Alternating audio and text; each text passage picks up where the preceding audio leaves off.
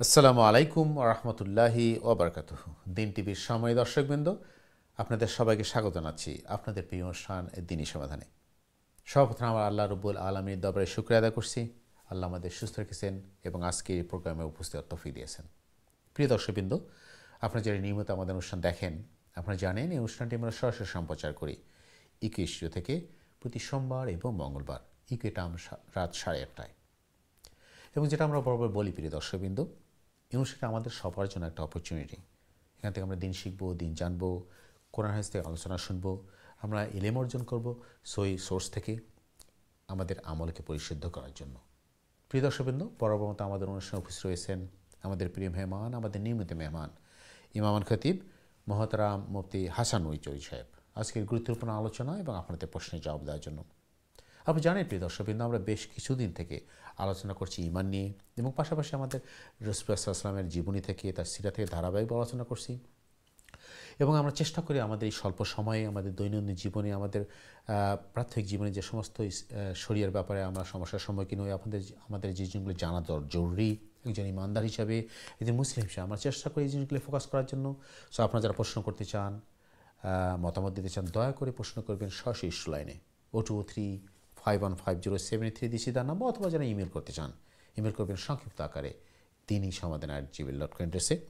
আমি বিনীত অনুরোধ করি প্রিয় দর্শকবৃন্দ, আপনারা চেষ্টা করবেন টু দি পয়েন্ট প্রশ্ন করার জন্য, সংক্ষিপ্ত আকারে প্রশ্ন করার জন্য এবং জীবনধর্মী প্রশ্ন করার জন্য, যাতে আমরা সবাই উপকৃত হতে পারি, আমরা জানতে পারি আমাদের দিনের ব্যাপারে, আমাদের শরিয়ার ব্যাপারে, অথবা আমাদের ইবাদতের ক্ষেত্রে যে সমস্যাগুলোর সম্মুখীন হই, আমরা বিভিন্ন প্রশ্নের সম্মুখীন হই, আমাদের দ্বিধা থাকে, আমরা কিছু আমাদের মিস আন্ডারস্ট্যান্ডিং রয়েছে, আবার মিসকনসেপশন আছে দিনের ব্যাপারে, এগুলো আমরা জানতে চেষ্টা করি যাতে আমরা সঠিক জিনিসটা জেনে আমরা সঠিক আল্লাহর ইবাদত করতে পারি। আমরা দেরি না করে সরাসরি চলে যাচ্ছি আমাদের সম্মানিত মেহমানের কাছে ইনশাআল্লাহ। আসসালামু আলাইকুম মোহতারাম, কেমন আছেন? ওয়ালাইকুম আসসালাম, আলহামদুলিল্লাহ। আলহামদুলিল্লাহ, জাযাকাল্লাহ খাইর। আমরা শুকরিয়া এবং স্বাগত জানাচ্ছি বড় মতো আমাদের অনুষ্ঠানে। প্রিয় মেহমান, আপনি শত কাজের মধ্যে, শত ব্যস্ততার মধ্যে আমাদেরকে কষ্ট করে আমাদেরকে এসে আমাদের সময় দেন এবং সর্বোপরি আমরা আপনার কাছে প্রতিনিয়তই আমরা কোরআন হাদিস থেকে আলোচনা শুনছি, জানছি এবং অনেক গুরুত্বপূর্ণ জিনিস আমরা শিখছি, স্পেশালি মাসলার ব্যাপারে এবং কোরআন হাদিস থেকে আলোচনা তো শুনছি ইনশাল্লাহ। জাযাকাল্লাহ মোহতারাম। এই জন্য এবং আমরা আপনার অনুরোধ করবো আজকে আমাদের যে আলোচনা, মেন আলোচনা, পাশাপাশি আপনি যে ধারাবাহিকভাবে আমাদেরকে রাসূলুল্লাহ সাল্লাল্লাহু আলাইহি ওয়াসাল্লামের জীবনী থেকে শোনাচ্ছেন, আমরা সেটা শুনবো ইনশাল্লাহ। এরপরে চলে যাবো আমাদের দর্শকদের আলোচনা ইনশাল্লাহ। জাযাকাল্লাহ খাইর। বারাকাল্লাহু। আসসালামু আলাইকুম ওয়া রাহমাতুল্লাহি ওয়া বারাকাতুহু। বিসমিল্লাহি ওয়াল হামদুলিল্লাহ ওয়াস সালাতু ওয়াস সালামু আলা রাসূলিল্লাহ। আম্মা বা'দু ফাআউযু বিল্লাহি মিনাশ শাইতানির রাজীম। বিসমিল্লাহির রাহমানির রাহিম। ইয়া বুনাইয়া ইন্নাহা ইন তাকু মিসকালা হাব্বাতিন মিন খারদালিন فتكن في صخرة أو في السماوات أو في الأرض يأت بها الله إن الله لطيف خبير يا بني أقم الصلاة وأمر بالمعروف وانه عن المنكر واصبر على ما أصابك إن ذلك من عزم الأمور بارك الله لنا ولكم في القرآن العظيم ونفعنا وإياكم بالآيات والذكر الحكيم رب اشرح لي صدري ويسر لي أمري واحلل عقدة من لساني يفقه قولي اللهم صل وسلم وبارك على نبينا محمد وعلى آله وأصحابه أجمعين। আলহামদুলিল্লাহ সুম্মা আলহামদুলিল্লাহ। দিন টিভির দর্শক ভিউয়ার ভাই বোনেরা, আমরা আপনাদের প্রিয় প্রোগ্রাম দিনই সমাধান শুরু করতে যাচ্ছি। আল্লাহ সুবহানাহু ওয়া তাআলার কাছে আমরা তৌফিক কামনা করছি। ওয়া মা তৌফিক ইল্লা বিল্লাহ, আলাইহি তাওয়াক্কালতু ওয়া ইলাইহি উনীব। সম্মানিত দর্শক ভিউয়ার ভাই বোনেরা, আমরা গত সপ্তাহে আলোচনা করেছিলাম যে সৈয়দুনা লুকমান হাকিম রাহিমাহুল্লাহু তাআলা আনহু তার ছেলেকে তিনি উপদেশ দিয়েছিলেন, যেটিকে আল্লাহ কোরআন হিসাবে আমাদের সামনে উপস্থাপন করেছেন। তো লুকমান হাকিম প্রথমে তার সন্তানকে বলেছিলেন যে তুমি কখনো আল্লাহ সুবহানাহু তাআলার সাথে তুমি শিরিক করবে না, কারণ শিরক হচ্ছে সবচেয়ে বড় জুলুম বা সবচেয়ে বড় গুনাহ। এরপরে আল্লাহ সুবহানাহু তাআলা দুনিয়ার মানুষ এবং জিন জাতির প্রতি আল্লাহ ওসিয়ত করেছেন যে তোমরা তোমাদের মাতা পিতার প্রতি সদয় ব্যবহার করো এবং তোমরা তোমাদের মাতা পিতার প্রতি শ্রদ্ধাশীল থাকো। আজকে সূরা লুকমানের 16 এবং 17 নম্বর আয়াত, লুকমান হাকিম তার সন্তানকে বলছেন ইয়া বুনাই। আরবিতে বুনাই শব্দটিকে তাসগীর বলা হয়, অর্থাৎ ছোট করে বোঝানো হয়।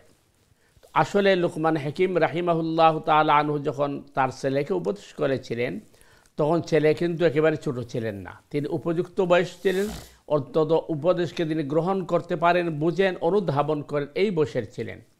কিন্তু তিনি ইয়া বুনাই বলে তিনি যেটা বলছেন, যেভাবে আমরা আমাদের সন্তানদেরকে মহব্বত করে ভালোবেসে আদর করে বলে থাকি হে আমার বাবু অথবা হে আমার আদরের সন্তান, অথবা আমরা বাবা বলে অনেক সময় ডাকি, তো ঠিক একইভাবে লুকমান হাকিম তার সন্তানকে বলছেন ইয়া বুনাই, হে আমার প্রিয় বৎস, ইন্নাহা ইন তাকুম মিসকালা হাববাতিন মিন খারদালিন ফাতাকুন ফি সখরাতিন আও ফিস সামাওয়াতি আও ফিল আরদি ইয়াতি বিহাল্লাহ। হে বৎস, কোনো বস্তু যদি সরিষার দানা পরিমাণও হয়, অতঃপর তা যদি থাকে প্রস্তর গর্ভে অথবা আকাশে অথবা ভূগর্ভে, তবে আল্লাহ তাও উপস্থিত করবেন। নিশ্চয় আল্লাহ গোপন ভেদ জানেন, সব কিছু খবর রাখেন। সম্মানিত দর্শক ভিউয়ার ভাই বোনেরা, আমরা জানি আমরা যে যুগে অবস্থান করছে ডিজিটাল যুগ, আপনার আমার প্রত্যেকের কাছে কিন্তু আমরা মোবাইল ইউজ করেছি এবং মোবাইল আমাদের হাতে আছে, এবং এই মোবাইলের মাধ্যমেই কিন্তু কেউ যদি আপনাকে শনাক্ত করতে চায়, তাহলে সে কিন্তু আপনার মোবাইলের মধ্যে লিঙ্ক করে আপনার অবস্থান সে জেনে নিতে পারে। এটা মানুষের ক্ষমতা। আর আল্লাহ সুবহানাহু তাআলা সৃষ্টি জগতের বালুকণা থেকে শুরু করে অনুপরমাণু পর্যন্ত প্রত্যেকটি বিষয় আল্লাহ সুবহানাহু তাআলার ক্যামেরা, যার কারণে লুকমান হাকিম তার সন্তানকে বলতেন যে বাবা, একেবারে ক্ষুদ্রাতি ক্ষুদ্র কোনো জিনিসও যদি পাথরের অভ্যন্তরে থাকে অথবা আকাশের উপরে থাকে অথবা সপ্তম জমিনের নিচেও থাকে, কিয়ামতের দিন আল্লাহ সুবহানাহু তাআলা তাও কিন্তু উপস্থাপন করবেন। সুতরাং প্রকাশ্যে গুনাহ করা তো অনেকে করে না, হয়তো লোকসমাজের কারণে। গোপনেও যদি গুনাহ করো বা অন্যায় করো, সেটিও কিন্তু হাসরের ময়দানে আল্লাহ তোমাকে উপস্থাপন করবে, কারণ আল্লাহ সুবহানাহু তাআলা খুবই সূক্ষ্ম এবং সব সূক্ষ্ম জিনিসের খবর তিনি রাখেন। এরপরে লুকমান হাকিম তার সন্তানকে উপদেশ করেছেন ইয়া বুনাইয়া আকিমিস সালাহ, হে আমার প্রিয় বৎস, তুমি সালাহ প্রতিষ্ঠা করো। কারণ আমরা বারবার বলছি সালাহ প্রতিষ্ঠার মাধ্যমে বান্দা এবং আল্লাহর মধ্যে সম্পর্ক গড়ে ওঠে। সালাহ নাই যার, ইমান নাই তার, অর্থাৎ সালাহ না থাকলে আল্লাহর সাথে সম্পর্ক থাকে না। এরপরে লুকমান হাকিম বলছেন ওয়ামুর বিল মারুফি ওয়ানহা আনিল মুনকার, তুমি ভালো কাজকে প্রচার এবং প্রসার করো আর মন্দ কাজকে তুমি প্রতিহত করো। ওয়াসবির আলা মা আসাবাক, আর বিপদ আপদ মুসিবত যদি আসে তখন তুমি ধৈর্যের সাথে তা ট্যাকেল দাও, অর্থাৎ ধৈর্যের সাথে তাকে গ্রহণ করো। নিশ্চয় এটা সাহসিকতার পরিচয়। ইন্না যালিকা মিন আজমিল উমুর, এটা কিন্তু সাহসিকতার পরিচয়। বিপদ মুসিবত আসার পরে বরকে যাওয়া অথবা মাথা ওয়ালের মধ্যে মারা অথবা অভিশাপ দেওয়া, এটা কিন্তু কোনো সাহসিক মানুষের কাজ নয়, এটা দুর্বল মানুষের কাজ। তো লুকমান হাকিম প্রথম উপদেশ যেটি করেছেন যে বাবা, কোনো কাজ তুমি ছোট হোক বড় হোক, প্রকাশ্যে হোক গোপনে হোক, সব কিছু আল্লাহ হাসরের ময়দানে তোমার সামনে উপস্থাপন করবেন। নাম্বার 2 হচ্ছে তুমি সালাহ প্রতিষ্ঠা করো, ভালো কাজের সহযোগিতা করো, প্রচার প্রসার করো, মন্দ কাজ থেকে নিজে বাঁচো এবং সমাজকে বাঁচাও। আর যখন কোনো বিপদ আপদ মুসিবত আসবে তখন ধৈর্য ধারণ করো, কারণ নিশ্চয়ই আল্লাহ সুবহানাহু তাআলা ধৈর্যশীলদেরকে ভালোবাসেন এবং ধৈর্য ধারণ করা এটি হচ্ছে সাহসিকতার পরিচয়। আল্লাহ সুবহানাহু তাআলা লুকমান হাকিমের এই যে উপদেশ কোরআনে আল্লাহ উপস্থাপন করেছেন, এর থেকে শিক্ষা নিয়ে আমরা আমাদের ব্যক্তি পরিবার সমাজকে আমরা সুন্দরভাবে গড়ে তোলার চেষ্টা করব ইনশাআল্লাহ বিইজনিল্লাহ। সুবহানাকাল্লাহুম্মা বিহামদিকা আশহাদু আল্লা ইলাহা ইল্লা আনতা আস্তাগফিরুকা ওয়া আতুবু ইলাইক। ওয়াসসালামু আলাইকুম ওয়া রাহমাতুল্লাহি ওয়া বারাকাতুহু। জাযাকাল্লাহ মোহতারাম, আপনার সুন্দর এবং গুরুত্বপূর্ণ আলোচনার জন্য প্রিয় দর্শকবৃন্দ আপনারা শুনলেন, এবং যারা এই মুহূর্তে টিভি সেটের সামনে অথবা অনলাইনে আমাদের অনুষ্ঠানে যোগদান করছে আমাদের সবাইকে স্বাগতম মোহাম্মদ। প্রিয় দর্শকবৃন্দ, আপনি দেখলেন কত গুরুত্বপূর্ণ জিনিস স্বল্প সময় আমাদের সম্মানিত মেহমান আমাদের সাথে উপস্থাপন করলেন। আমরা গত অনুষ্ঠানে এই জিনিসটা শুরু করছিলাম, লোকমান হাকিমের যে গুরুত্বপূর্ণ উপদেশ, তার সন্তানের প্রতি আল্লাহ এত বেশি পছন্দ করছেন তার এই উপদেশগুলো, উনি সেগুলোকে কোরআনে কোট করছেন আমাদের জন্য, আমাদের শেখার জন্য, জানার জন্য, বোঝার জন্য, যে আমরা এখান থেকে শিখে আমাদের জীবনকে সেভাবে গড়তে পারি। আমরা চেষ্টা করবো এই জিনিসগুলো ধারাবাহিক আলোচনা করার জন্য প্রিয় দর্শকবৃন্দ, এখান থেকে আমাদের কী শেখার আছে এবং আমাদের জীবনকে আমরা কীভাবে সাজাতে পারি এই উপদেশ থেকে। পাশাপাশি আপনারা যারা দিনের অন্য কোনো বিষয়ে প্রশ্ন করতে চান, মতামত দিতে চান, দয়া করে প্রশ্ন করবেন সরাসরি ইস্যু লাইনে 02351507 দিচ্ছি তার নাম্বার, অথবা যারা ইমেল করতে চান ইমেল করবেন সংক্ষিপ্ত আকারে dini@gmail.com অ্যাড্রেসে। মোহতারাম, আমরা দর্শকের প্রশ্নে যাব, পাশাপাশি আমরা আমাদের যে আলোচনা আজকে শুরু করছিলাম সেটা যাব। তার আগে আমরা গত অনুষ্ঠানে আমরা একটা জিনিস শুরু করছি, শেষ করতে পারিনি। একটা ছিল আমাদের তাকদীরের যে জিনিসটা, এটা আমরা সময় স্বল্পতার জন্য পুরোপুরি আলোচনা করতে পারিনি। আমাদের অনেক দর্শক জানতে চান যে তাকদীরের ব্যাপারে তাদের অনেক কনফিউশন থাকে। আসলে আপনি গত একটু টাচ করছেন যে তাকদীর, দুই ধরনের তাকদীর আছে। কিছু জিনিস আছে ফিক্সড, যেটা চেঞ্জ হবে না, আবার কিছু জিনিস আছে যে চেঞ্জ হয়, সেটা আমাদের আমলের সাথে, এবং যদিও আল্লাহ সব জানেন কী হবে না হবে, কিন্তু আমাদের একটা কনফিউশন থাকে ব্যাপারে। আমরা চেষ্টা করবো আলোচনার পাশাপাশি আরেকটা জিনিস, আমরা গত অনুষ্ঠানে আমাদের অনেক প্রশ্ন আসছিল যে হুকুকুল ইবাদ নিয়ে। আমরা আমাদের প্রাতিষ্ঠানিক যে ইবাদতগুলো আছে, আমাদের দৈনন্দিন যে ইবাদত, যেমন নামাজ, রোজা, হজ, যাকাত, যেটা বলে আমরা মেন নিয়ে আবাদত ফোকাস করি, সেগুলোর সাথে পাশাপাশি যে হুকুকুল ইবাদ, যে একটা ফরজ ইবাদত এবং খুবই গুরুত্বপূর্ণ ইবাদত, এই ব্যাপারে আমাদের সমাজে, আমাদের কমিউনিটিতে কনসেপশনটা ক্লিয়ার না, এবং আমরা এটাকে অতটা গুরুত্ব হিসেবে দেখি না, যার জন্য আমরা অনেক সমস্যার মধ্যে আমাদের সমাজে দেখতেছি, এবং আমরা নিজেদের পারিবারিক, সামাজিক এবং আমাদের আত্মীয়স্বজনের মধ্যে অনেক কনফিউশন এবং বিশাল সমস্যা আমরা দেখি। এবার একটি চেষ্টা করব ফোকাস করার জন্য, যে আমাদের সময় থাকে। সো প্রিয় দর্শকবৃন্দ, আপনারা আপনাদের প্রশ্ন করবেন, আপনাদের দৈনন্দিন জীবনে আমাদের চলাপথে যে সমস্যা আমরা সম্মুখীন হই, আপনার যেগুলো আমার জানা দরকার, এবং জরুরি বিষয় আমাদের জীবন চলার পথে, দৈনন্দিন জীবনে আমাদের যে সমস্যা আমরা সম্মুখীন হই, আমরা চেষ্টা করবো জানার জন্য। আপনারা প্রশ্ন করবেন ইনশাল্লাহ। আমরা আলোচনা যাবো মোহতারাম। তার আগে আমরা চলে আসছি আমাদের সম্মানিত দর্শক আছে, দেখি কে আছেন লাইনে। সম্মানিত দর্শক, আসসালামু আলাইকুম, আপনাকে স্বাগতম অনুষ্ঠানে। আপনার প্রশ্ন করুন প্লিজ। জি সম্মানিত দর্শক, আসসালামু আলাইকুম। আসসালামু আলাইকুম। ওয়ালাইকুম আসসালাম ওয়া রাহমাতুল্লাহ। জি, আপনার কি প্রশ্ন বলেন? জি হুজুর, আমি একটা প্রশ্ন জানতাম স্যার। প্লিজ বলেন। নিজের আত্মীয় স্বজনের মধ্যে বিয়া শাদী হইলে তার কোনো প্রবলেম হয়নি। আচ্ছা, জি আপনার প্রশ্ন বুঝতে পারছি। একটা প্রশ্ন বুঝছেন নি? জি বুঝতে পারছি। আর কোনো প্রশ্ন আছে আপনার? জি না, ও প্রশ্ন। ধন্যবাদ, খুবই গুরুত্বপূর্ণ প্রশ্ন মহতারাম, আপনি ধন্যবাদ জানাচ্ছি। সম্মানিত দর্শক, খুবই গুরুত্বপূর্ণ প্রশ্ন করছেন আমাদের সমাজে, খুবই ওয়ালাইকুম আসসালাম ওয়া রাহমাতুল্লাহ। খুবই গুরুত্বপূর্ণ প্রশ্ন করছেন আপনি, ধন্যবাদ আছি সুন্দর প্রশ্ন করার জন্য। আমাদের সমাজে খুবই বহুল প্রচলিত একটা জিনিস, যে আমরা আমরা আমরা এই সমাজে খুবই প্রচলিত এই জিনিসটা, যে আত্মীয় স্বজনের মধ্যে বিয়ে বসাত হলে সমস্যা হয় বাচ্চা কাচ্চাদের। আমরা এই প্রশ্নের জবাব দেবো ইনশাল্লাহ, এবং আপনাদের আরও যারা প্রশ্ন করবেন তাদের প্রশ্নের জবাব দেওয়া যাবো। তার আগে আমরা ছোট্ট একটু বিরতি যাচ্ছি। প্রিয় দর্শকবৃন্দ, বিরতির পর আবারও ফিরে আসছি, ততক্ষণ আমাদের সাথে থাকুন। আসসালামু আলাইকুম ওয়া রাহমাতুল্লাহি ওয়া বারাকাতুহু।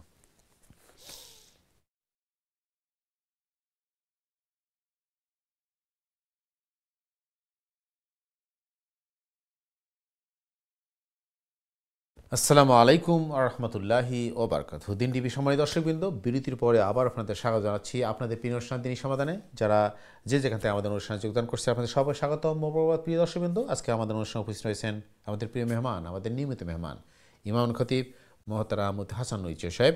আপনারা প্রশ্ন করবেন সরাসরি লাইনে 02351507 দিচ্ছি তার নাম্বার, অথবা যারা ইমেল করতে চান ইমেল করবেন সংক্ষিপ্ত আকারে dini@gmail.com। আমাদের দর্শক লাইনে আছেন, আমরা দর্শকের প্রশ্নটা নিয়ে আসি, এরপর আমাদের বিরতির আগে যে প্রশ্ন ছিল সেই প্রশ্নের জবাব দেবো ইনশাআল্লাহ। চলে আসছে আমাদের সরাসরি দর্শক আছে। সময় দর্শক, আসসালামু আলাইকুম, আপনার প্রশ্ন করুন প্লিজ। আসসালামু আলাইকুম ওয়া রাহমাতুল্লাহি ওয়া বারাকাতুহু। ওয়ালাইকুম আসসালাম, কেমন আছেন? আলহামদুলিল্লাহ, আপনারা কেমন আছেন? আলহামদুলিল্লাহ, আপনাদের জি। আচ্ছা, আমার দুইটা প্রশ্ন। একটা প্রশ্ন হলো, প্রথমটা একজনে ওই দিন আমাকে বললেন যে এই যে আমরা বাইরে যাওয়ার সময় বিসমিল্লাহি তাওয়াক্কালতু আলাল্লাহ দোয়াটা পড়ি, লা হাওলা ওয়ালা কুওয়াতা ইল্লা বিল্লাহ, এইটা পড়ি। উনি বললেন যে সকালে একবার পড়লে সারাদিন আর পড়া লাগবে না। আমি বললাম যে না, যে কোনো গড়টা যে কোনো সময় বাইরে গেলেই পড়তে হয়, তো ওইটা কোনটা সঠিক? জি, বুঝতে পারছি। আর কোনো প্রশ্ন আছে? আছে আছে, আর একটা প্রশ্ন বলেন। একটা প্রশ্ন হলো, আমি যখন ধরেন আমার ছেলে মেয়েদের বলতেছি আমার মা বাবার জন্য কোরআন শরীফ দিতেছি, তো ওইটা কি রকম বলে? কোরআন শরীফ যদি বলি আমার মা বাবার জন্য, তোমার নানা নানির জন্য পড়তেছি কি দাদা দাদির জন্য পড়তেছি, তো এইটা রকম কি রকম লাগে? এটা তো আল্লাহর জন্য পড়তেছি, আল্লাহরে পড়িয়া আল্লাহ দোয়া মানে বসকাইয়া দিতেছি, যে তো ওই জিনিসটা কি রকম বললে যে ভালো লাগবে? আমার কাছে যেমন কি রকম লাগে যে তোমার নানা নানির জন্য কোরআন পড়তেছি। ওকে, বুঝতে বুঝা পারছি। গেছে নাকি? হ্যাঁ, অবশ্যই বুঝতে গেছি। সুন্দর প্রশ্ন করছেন, খুবই গুরুত্বপূর্ণ ওকে প্রশ্ন। ওকে, আসসালামু আলাইকুম। ওয়ালাইকুম আসসালাম। জাযাকাল্লাহ। খুব আমাদের রেগুলার দর্শক, আমাদের বোন, আমাদের রেগুলার প্রশ্ন করেন, খুবই ভালো লাগে, সুন্দর সুন্দর প্রশ্ন করেন। আমরা প্রথম প্রশ্নে যাই মহতরম, যে আমাদের সমাজে খুবই বহুল প্রচলিত একটা জিনিস যে আত্মীয় স্বজনের মধ্যে বিবাহ সম্পর্ক হলে যে তার বাচ্চা কাচ্চারা হবে, তাদের মধ্যে সমস্যা হয়, শারীরিক সমস্যা বা এমনি কোনো ফিজিক্যাল প্রবলেম হয়, এটা ব্যাপারে কতটুকু ইসলাম সম্মত বা ইসলাম কি বলে ব্যাপারে? আসল বিষয় যে আত্মীয়তার মধ্যে বিবাহ বন্ধনে আবদ্ধ হওয়া শরীয়তে বৈধ ঘোষণা দিছে। চাচাতো বোন, মামাতো বোন, খালাতো বোন, ফুফাতো বোন, এরার সাথে বিবাহ বন্ধন যে আবদ্ধ হওয়া, এটা শরীয়তের মধ্যে বৈধ বা হালাল। তো এটা কোরআন এবং হাদিস তাকে এই ধরনের কোনো সুস্পষ্ট বক্তব্য পাওয়া যায় না যে আত্মীয়তার মধ্যে যদি কেউ বিবাহ বন্ধনে আবদ্ধ হয় তাইলে বাচ্চার ফিজিক্যালি অসুবিধা হয় অথবা ডিসেবিলিটি হয়, এই ধরনের কোনো বক্তব্য কোরআন বা হাদিসও পাওয়া যায় না। যদিও কেউ কেউ একটা হাদিসের উল্লেখ করেন, ওই হাদিসটা খুবই স্ট্রং নাই। তবে বর্তমান সময়ের হেলথ বা এই ডাক্তাররা অথবা বিজ্ঞান তারা বলেই কথা যে আত্মীয়তার মধ্যে বিবাহ বন্ধনে আবদ্ধ হইলে তুলনামূলক এই প্রবলেমটা হয়। আসলে কোরআন হাদিস থেকে এর কোনো প্রমাণ পাওয়া যায় না। সুতরাং যদি দেখা যায় যে বাস্তবতা আছে, তাইলে ইসলাম আমরা বাধ্য করছে না আত্মীয়তার মাঝে বিবাহ বন্ধন আবদ্ধ, জায়েজ করছে। জায়েজ মানে হলো যেটা আপনার করার অনুমোদন আছে, না করলে কোনো গুনাহ নেই। তবে এটা হওয়া যাইতো না যে আত্মীয়তার মাঝে এই কি হইল বিবাহ বন্ধনে আবদ্ধ হইলেই যে এই ধরনের প্রবলেম হইব, কারণ এর বাহিরে তো এই প্রবলেমটা ওর। সুতরাং মূল কারণ এইটা নাই। তবে হ্যাঁ, মাঝে মধ্যে হইতে পারে যে ব্লাডের কেয়ার কারণে ওটা অসম্ভব কিছু নাই। তবে এই কারণেই যে হইব এমন কোনো কথা না। কারণ এমন কিছু অঞ্চল আমরার দেশও আছে যে অঞ্চল অধিকাংশ মানুষে আত্মীয়দের মধ্যে বিবাহ বন্ধন আবদ্ধ হয়েছে, তাই তো এই গ্রাম বা এই অঞ্চল সারার ডিজাবল হয়ে যেত। সুতরাং মানে এটা পরিপূর্ণ সঠিক নাই। আল্লাহু আ'লাম। মানে একটা জিনিস আমি আমার সময় দর্শক প্রশ্ন করছি যে এরকম ঘটনা হয়তো ঘটছে, কিন্তু এই জন্যই যে এই রেজাল্টটা সেটা না। এটা তো আপনি যেটা সুন্দর কথা বললেন যে আত্মীয়দের বাইরে যারা বিবাহ, তারও তো এই সমস্যা হতে পারে। অবশ্যই বাচ্চা কাচ্চার সমস্যা হতে, ডিজিবল হতে পারে, অথবা অন্য কোনো সমস্যা হতে পারে। জি জি, তখন এই কোশ্চেনটা আসে না। আসে না। কিন্তু যখন আত্মীয় মানে এটা মানে কোনো কারণে একটা হয়ে গেছে, ওটাকে আমরা ব্লেম করতেছি, বা এটা হবেই কথা না, আবার হবেও না তাও না। হবে না তাও না। ইসলামের ব্যাপারে কোনো নির্দেশ নেই, অতএব আমাদের। ওকে, ধন্যবাদ। আপনার সুন্দর প্রশ্ন করে আমরা জানলাম ইসলাম কি বলে। আমাদের সম্মানিত দর্শক আরেকটা প্রশ্ন করছে, আমাদের রেগুলার বোন, উনি বলছেন যে খুবই গুরুত্বপূর্ণ জিনিস। ধন্যবাদ বোনকে। যাচ্ছে আর প্রশ্ন যে আসলে আমাদের এই যে মাসলার মধ্যে জানা দরকার, ক্লিয়ার হওয়া দরকার মহতারাম, যে আমরা বাইরে বের হওয়ার যে দোয়াগুলো, এই দোয়া কি দিনে একবার পড়লে হবে না, যতবার বাইরে যাবো ততবার পড়তে হবে? বিসমিল্লাহি ওয়া বারাকাতুহু যে দোয়াটা আমরা পড়ি, যেমন আপনি যেটা বলছেন যে আমরা কোথাও যেতে হলে বিসমিল্লাহি তাওয়াক্কালতু আলাল্লাহ লা হাওলা ওয়ালা কুওয়াতা ইল্লা বিল্লাহ, এই দোয়াটা যখন আমরা বেরিয়ে যাব তখন পড়ব, না সকাল সন্ধ্যা পড়লেই হবে? তো এই বিষয়ে কিন্তু হাদিস কিছু দোয়া আমাদেরকে সকাল সন্ধ্যার জন্য বলে দিয়েছে, আর কিছু দোয়া বলছে যে আমরা ওই সব সময় পড়ব জিকির হিসাবে। যেমন আল্লাহ রসুল বলেছেন আমরা কোথাও যদি যাই বা আমাদের অবস্থান পরিবর্তন করি, যেমন আমি ঘর থেকে বের হয়েছি, গাড়িতে উঠছি, সাথে সাথে দোয়া পড়া আউযু বিকালিমাতিল্লাহি তাম্মাতি মিন শাররি মা খালাক। গাড়ি থেকে নামছি, আমি কোনো জায়গায় শপে ঢুকছি, এই দোয়া পড়া, মানে অবস্থার পরিবর্তনের সাথে সাথে এই দোয়া পড়া, তখন আল্লাহ সব বিপদ থেকে হেফাজত করেন।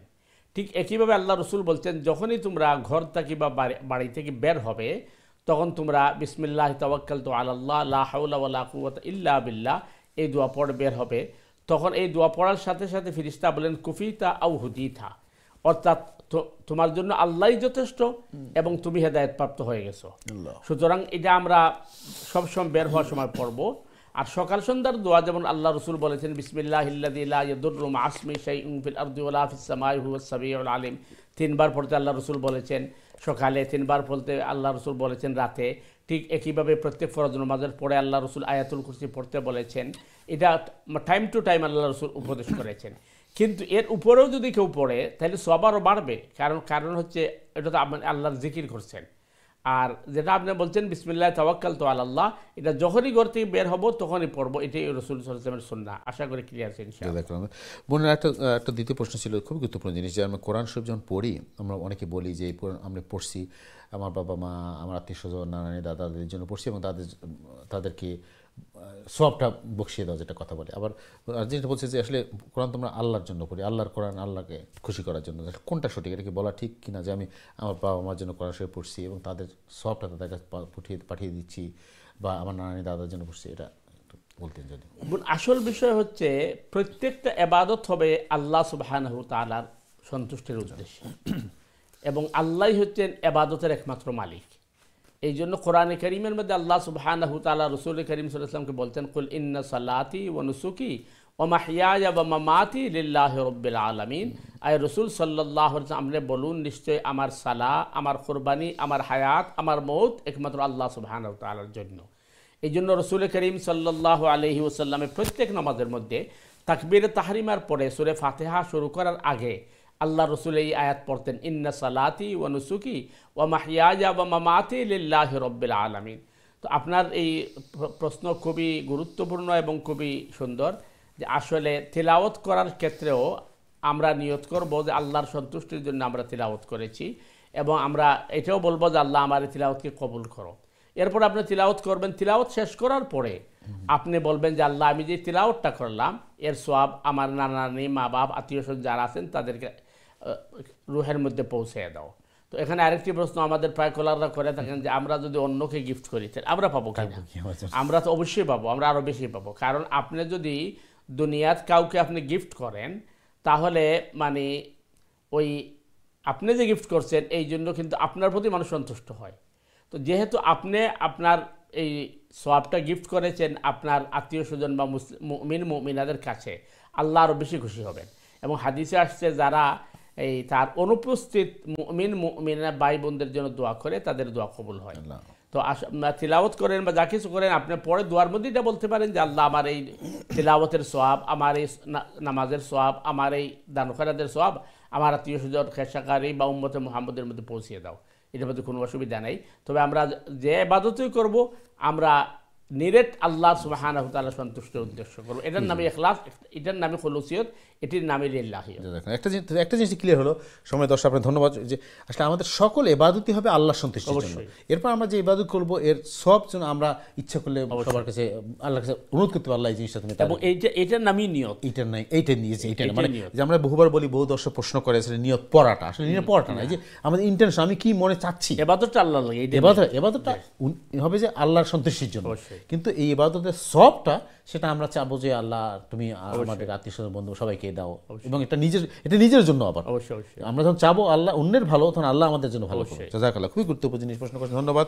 আমরা জানতে পারলাম সুন্দর জিনিস। প্রিয় দর্শকবৃন্দ, চলে যাচ্ছে আমাদের পরবর্তী দর্শক আছে, দেখি কে আছে লাইনে। সময় দর্শক, আসসালামু আলাইকুম, আপনার প্রশ্ন করুন প্লিজ। হ্যালো, আসসালামু আলাইকুম ভাইয়া, কেমন আছেন? ওয়ালাইকুম আসসালাম রাহমাতুল্লাহ। হাজী সাহেব কেমন আছেন আপনি? ভালো আছি স্যারকে আমি সালাম দেই। আমার আব্বা আম্মা হজ করছেন, আমার আব্বা দুনিয়াতে নাই, আমার আম্মা আছেন। আমার আম্মা 2-3 বার খুঁজে আসছেন, খুঁজে দিয়ে আসছেন। ওখানটা হইতাম চাই, আমার আব্বার আফন মামাতো বোন হইলে আমার আম্মা। আমার আম্মার জন্মগত ডাইনফাত মেহেন্দি, আমার জন্মগত ডাইনা তো 6 আঙ্গুল। তালু বাইদি চাইলে লাগে পেশের মতো, আর হেমনে দি চাইলে লাগে ওইও পেশের মতো, মানে কলমা তৈয়ব আমার ডাইনা তো। জি, আমি দুঃখিত, আমি আপনার প্রশ্নটা বুঝতে পারিনি। আমাদের সম্মানিত হাজী সাহেব, আমাদের রেগুলার দর্শক, আসলে আমরা যেটা বারবারই বলি প্রিয় দর্শকবৃন্দ, আসলে আমরা এই অনুষ্ঠানটা করি আমাদের খুব গুরুত্বপূর্ণ সময় খুব স্বল্প, আমরা চেষ্টা করি যে অল্প সময়ে খুব গুরুত্বপূর্ণ জিনিসগুলো আলোচনা করার, যেটা আমাদের জীবনধর্মী প্রশ্নগুলো, এবং আমরা যেটা আমাদের সবাই উপকৃত হতে পারি। আমাদের এই প্রশ্নগুলো করব, এই জিনিসগুলো আলোচনা করব আমরা, যাতে আমাদের সবাই উপকৃত হয়ে আমরা শিখতে পারি, জানতে পারি আমাদের জীবনকে সুন্দর করতে ইনশাল্লাহ। ধন্যবাদ। চলে যাচ্ছে আমাদের পরবর্তী দর্শক আছে ইনশাল্লাহ, দেখে আসেন লাইনে। সময় দর্শক, আসসালামু আলাইকুম, আপনার প্রশ্ন করুন প্লিজ। আসসালামু আলাইকুম। ওয়ালাইকুম আসসালাম রহমতুল্লাহ। জি, কেমন আছেন? আলহামদুলিল্লাহ হুজুর, আপনারা ভালো আছেন?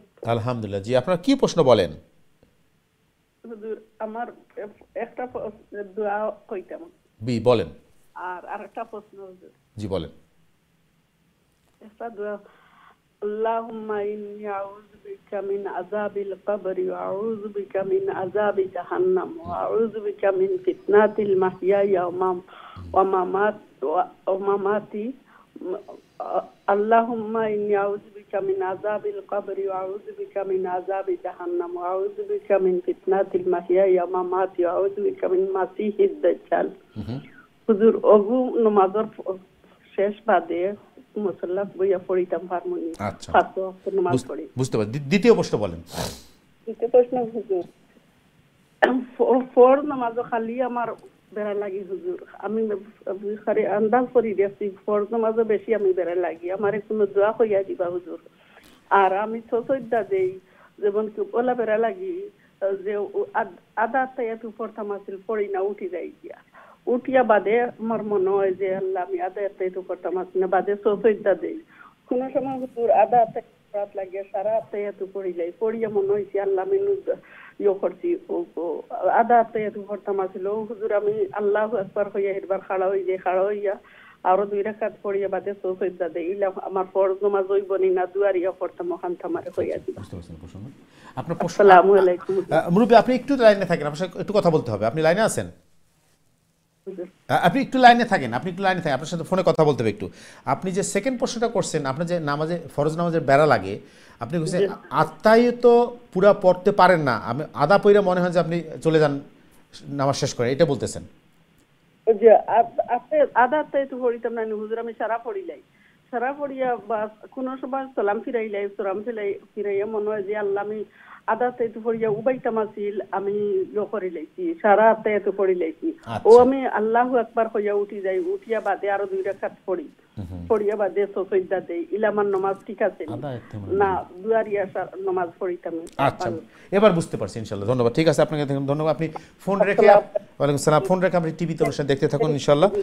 জি, ধন্যবাদ আপনাকে সুন্দর প্রশ্ন করার জন্য। প্রথম প্রশ্নটা একদম ক্লিয়ার, উনি যে দোয়া করছেন সেই দোয়া। জি আচ্ছা, প্রথম জিনিস হইল আমরা হাজী সাহেবের যে প্রশ্ন, হাজী সাহেবের একটু আমরা একটা প্রশ্ন নিয়েছি একটা পরে। জি, আমরা পরবর্তী দর্শকে চলে যাচ্ছি, দেখি আসলে লাইনে। সময় দর্শক, আসসালামু আলাইকুম, আপনার প্রশ্ন করুন প্লিজ। আসসালামু আলাইকুম হুজুর, ভালো আছেন? আলহামদুলিল্লাহ, আপনি কেমন আছেন?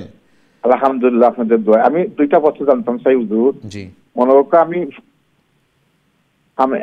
আমি আপনার সুন্নত খার হইছি, ওই যে ফলা আল্লাহুম্মা নিস্তাইনুকা, ও 2 রাকাত কিতাব, ওই যে ও শব্দটা কিতাব সুন্নত খোয়া লাগবো না ফরজ নামাজ খোয়া বাদে আর খোয়া লাগবো নি? আপনার প্রশ্ন বুঝি না ভাই, আপনি একটু রিপিট করবেন প্রশ্নটা প্লিজ।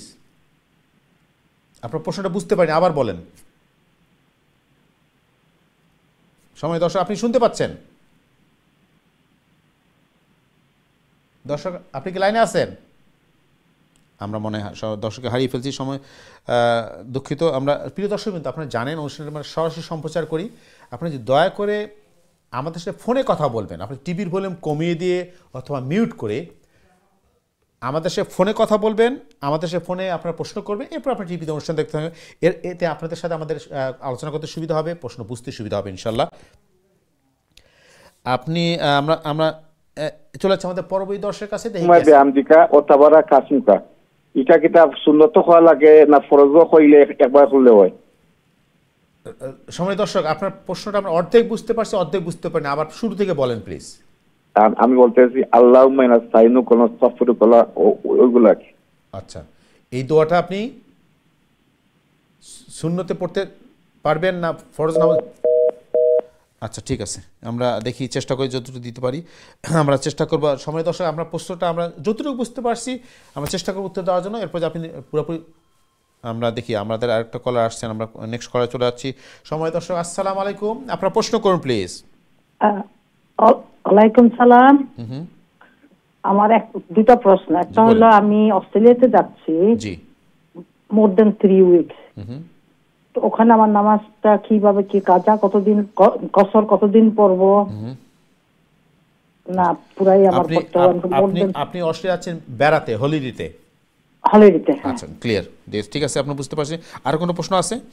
আর একটা, আমি লন্ডন, আমি থাকি আর কি নর্থের ওল্ডমের দিকে। আমি মাঝে মাঝে লন্ডন যাই আমার বোনের মেয়ের বাসায়, তো ওখানে কি যদি 2 সপ্তাহের জন্য যাই, ওখানে কি আমার কসর হবে না পুরা নামাজ পড়তে হবে? আপনি কোথায় থাকেন বললেন? থাকি ওল্ডহাম।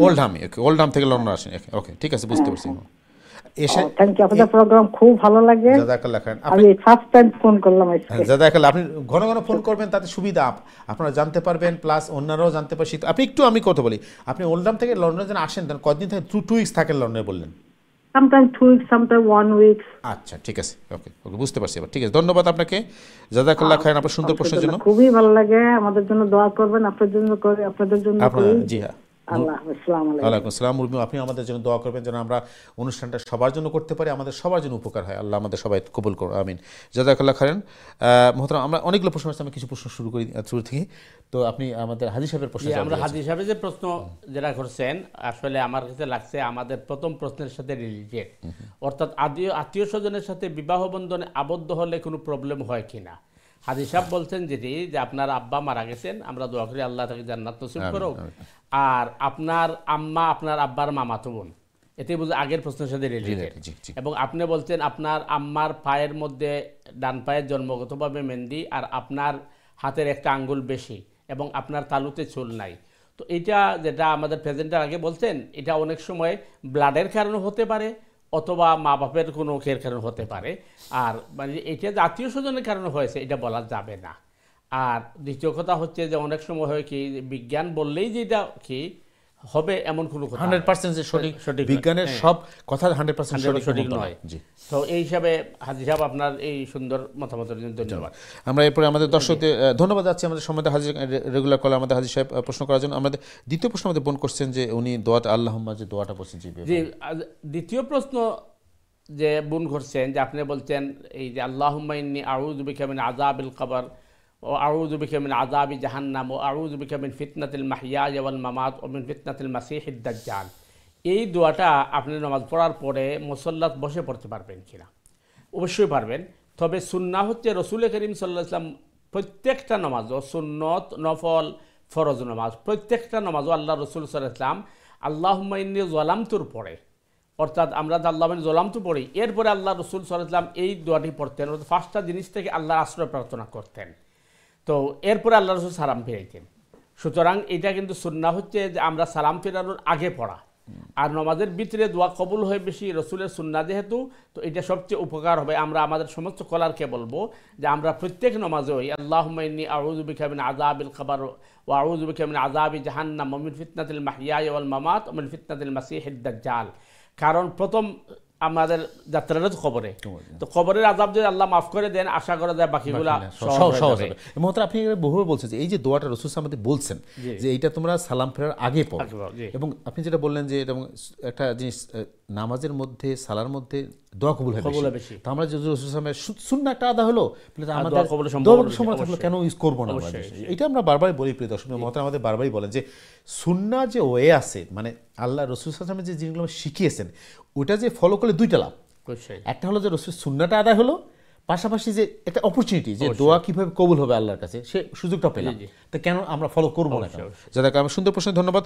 আমাদের সময় তো দর্শকের দ্বিতীয় প্রশ্ন ফরজ সালার ব্যাপারে, উনি যে ফরজ সালার ব্যাপারে আপনি যেটা বলছেন যে বেড়া লাগেছে যে আদা আত্তাহিয়াতু যখন পড়েন তখন আপনি পুরো আত্তাহিয়াতু পড়ে ফেলেন। তো আসলে আদা আত্তাহিয়াতু বলে আমাদের কমিটি যেটা বোঝা নাকি প্রথম বৈঠকটা, অর্থাৎ 2 রাকাতের সময় যে বৈঠক করা হয়, এই আত্তাহিয়াতুর পরেই কিন্তু দাঁড়ানোর কথা। তো যেহেতু বৈঠকটাকে অনেকে আত্তাহিয়াতু নাম দেন, এই জন্য আদা আত্তাহিয়াতু বলেন। তো আসলে কিন্তু মানে আপনি যেটা বলছেন যে আপনার প্রায় ফরজ নামাজে এই প্রবলেমটা হয়। আল্লাহ হেফাজত করুক। তো আসলে বিষয়টা হচ্ছে এটা হাদিসের পরিভাষায় একটা শয়তানের ওয়াসওয়াসা দেয়। তো এই হিসাবে আপনি করবেন কি, নামাজের আগে এই আল্লাহর কাছে আশ্রয় প্রার্থনা করবেন, তাউজ পড়বেন, আউযু বিল্লাহি মিনাশ শাইতানির রাজিম, লা হাওলা ওয়ালা কুওয়াতা ইল্লা বিল্লাহ। এটা পরে বাম দিকে 3 বার থুতু ফেলে দিবেন, তাহলে আস্তে আস্তে ইনশাআল্লাহ ঠিক হয়ে যাবে। দ্বিতীয় জিনিস হচ্ছে যে আপনি যখন মানে প্রথম বৈঠকে বসে আত্তাহিয়াতুল জাগাত একেবারে আপনি পুরোটা পড়ে নিয়েছেন, পড়ার পরে আপনি বলছেন কোনো সময় আপনি মনে করে যাবেন পুরোটা ফলছি, তখন দাঁড়িয়ে যান, কোনো সময় সালাম ফিরিয়ে ফেলেন। যে অবস্থায় হয় আপনি যেভাবে দাঁড়ানবে দাঁড়াই যাবেন, এরপরে আপনি সজদা দিবেন, নামাজ রিপিট করতে হবে না, নামাজ হয়ে যাবে ইনশাআল্লাহ। অর্থাৎ আপনি আল্লাহুম্মা ইন্নী যালামতু পর্যন্ত পড়ে ফেলেছেন, এই সময় মনে হচ্ছে আপনি দাঁড়াই যাবেন, অথবা সালাম ফিরিয়ে ফেলছেন, সালাম ফেরানোর সাথে সাথে মনে হচ্ছে আপনি দাঁড়িয়ে যাবেন, এরপরে আপনি সজদা দিবেন, নামাজ হয়ে যাবে, এই আপনার কি লাগবে না, রিপিট লাগবে না ইনশাআল্লাহ। ধন্যবাদ আপনাকে প্রশ্ন করার জন্য। প্রশ্ন করছেন যেটা আমাদের ভাই যে প্রশ্নটা করছিলেন, আমি কনফিউজড, আমি জিনিসটা বুঝিনি। বলছেন যে দোয়ার কথা বলছে আল্লাহ, যেটা বুঝি ভাই আপনি যে প্রশ্নটা করছেন, আপনি বলছেন যে এক সময় বলছে আল্লাহুম্মা ইন্না নাস্তাঈনুকা, আরেক সময় বলছেন সুবহানাকা, এবং আপনি বলছেন যে আমরা এটা ফরজ নামাজে পড়তে হবে না সব নামাজে পড়তে হবে। আমার কাছে মনে হচ্ছে আপনি বুঝাতে চাচ্ছেন যে নামাজের প্রথমে সূরা ফাতিহার আগে আমরা যে সানা পড়ি, অর্থাৎ সুবহানাকা আল্লাহুম্মা বিহামদিকা ওয়া তাবারাকা ইসমুকা ওয়া তাআলা জাদ্দুকা ওয়া লা ইলাহা গায়রুক, এটা শুধু ফরজে পড়তে হবে না সব নামাজে পড়তে হবে, এটা আপনার প্রশ্ন, আমি যতটুকু বুঝছি।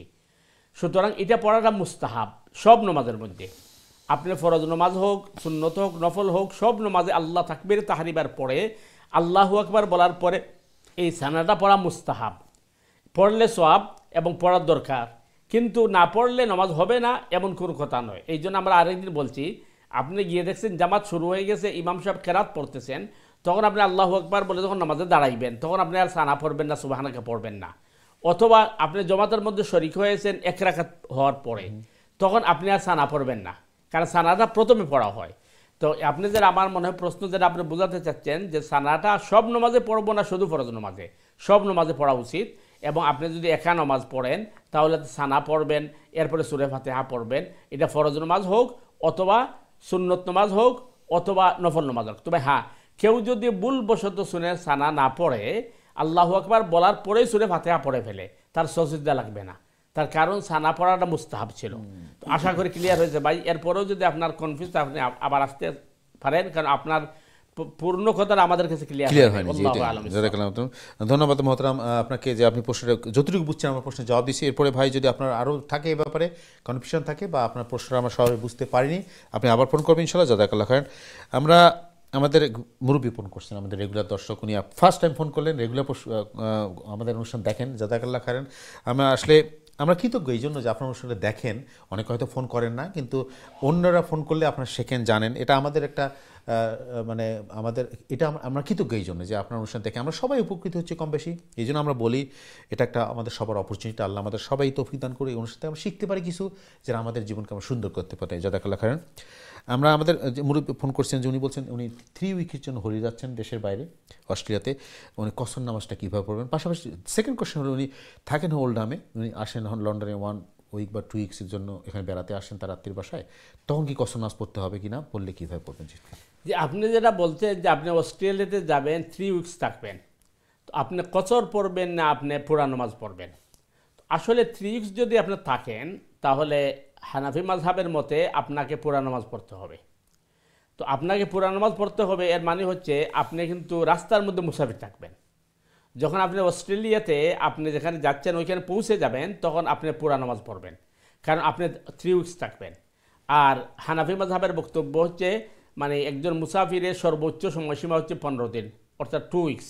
তো আপনি 3 উইকস থাকবেন, এই জন্য আপনাকে পুরা নামাজ পড়াটা উত্তম হবে, তবে রাস্তার মধ্যে আপনি মুসাফির। আর আপনার দ্বিতীয় প্রশ্ন যেটি হচ্ছে আপনি ওল্ডহাম থেকে যখন লন্ডন আসেন আপনার বোনের মেয়ের বাসায় থাকেন আপনি 2 উইকস, যেহেতু আপনার 2 উইকস থাকেন এখানে আপনি মুসাফির, অর্থাৎ আপনি মুসাফির নামাজ পড়বেন, কারণ 2 সপ্তাহ পর্যন্ত মুসাফির নামাজ পড়া যায়। আর আপনি বলছেন কোনো সময় 1 উইকস থাকেন, কোনো সময় 2 উইকস থাকেন। এখন আপনি আসছেন হয়তো 1 উইকস থাকার লাগি, কিন্তু আপনার নিয়তই ছিল 1 উইক, এরপরে আপনি মনে করছেন আচ্ছা 2-1 দিনের মধ্যে চলে যাব, এইভাবে করতে করতে আপনার 3 উইকস হয়ে গেছে, তখন আপনি মুসাফির নামাজে পড়বেন, কারণ নিয়তের উপরে নির্ভর করে। যেহেতু আপনি অস্ট্রেলিয়াত 3 সপ্তাহের জন্য 3 উইকসের জন্য নিয়ত করে যাচ্ছেন, তো সেখানে আপনি পৌঁছার পরে আপনাকে পুরা নামাজ পড়তে হবে, আর রাস্তায় আপনি মুসাফির। আশা করি ক্লিয়ার হয়েছে। আল্লাহু আ'লাম।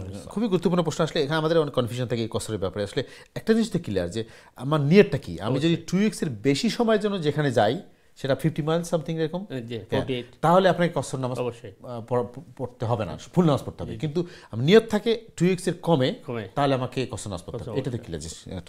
আমরা ধন্যবাদ আপনাকে যাচ্ছি আমাদের সময় দর্শকে। আশা করি আপনার প্রশ্নের জবাব দিতে পারছি। চলে আসছে আমাদের পরবর্তী দর্শকের কাছে। দেখি কেসে লাইনে সময় দর্শক। আসসালামু আলাইকুম, আপনার প্রশ্ন করুন। ওয়ালাইকুম সালাম। আসসালামু আলাইকুম। ওয়ালাইকুম সালাম। জি, কি প্রশ্ন বলেন? আপনারা ভালো আছেন? আলহামদুলিল্লাহ, আপনি কেমন আছেন? আলহামদুলিল্লাহ। আমার একটা হুজুরের কাছে একটা প্রশ্ন।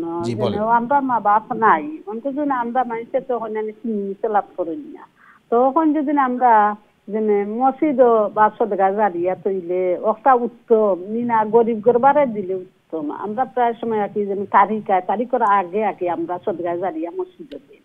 তো অনকু আপনারা জিকা করিয়া যেন একটা জারিয়া যেন সদগা জারিয়া দেই মসজিদ মা বাবার লাগি, ঠিক আছে না গরিব গরবারে দেওয়া ঠিক আছে? কোনটা আপনার উত্তম বেশি? বা শ্বশুর শাশুড়িও, আমার শ্বশুর শাশুড়ি নাই, দোয়া করেন যেন, আমার মা বাপও নাই, আপনারা দোয়া করেন যেন। আর একটা প্রশ্ন তো আমি জানতাম, তাই প্রায় সময় আঁকি তারিখের সময় দেই না, আমি আগেও মসজিদ সদগায় জারিয়া আমি শুনলাম যে মানে আঁকি যেন সদগায় জারিয়া মসজিদ দিতাম না গরিব দরবারে দিতাম। ওটা তো আপনারা ক্লিয়ার। আচ্ছা, ঠিক বুঝতে পারছি আপনার প্রশ্ন। ধন্যবাদ। ওয়ালাইকুম আসসালাম।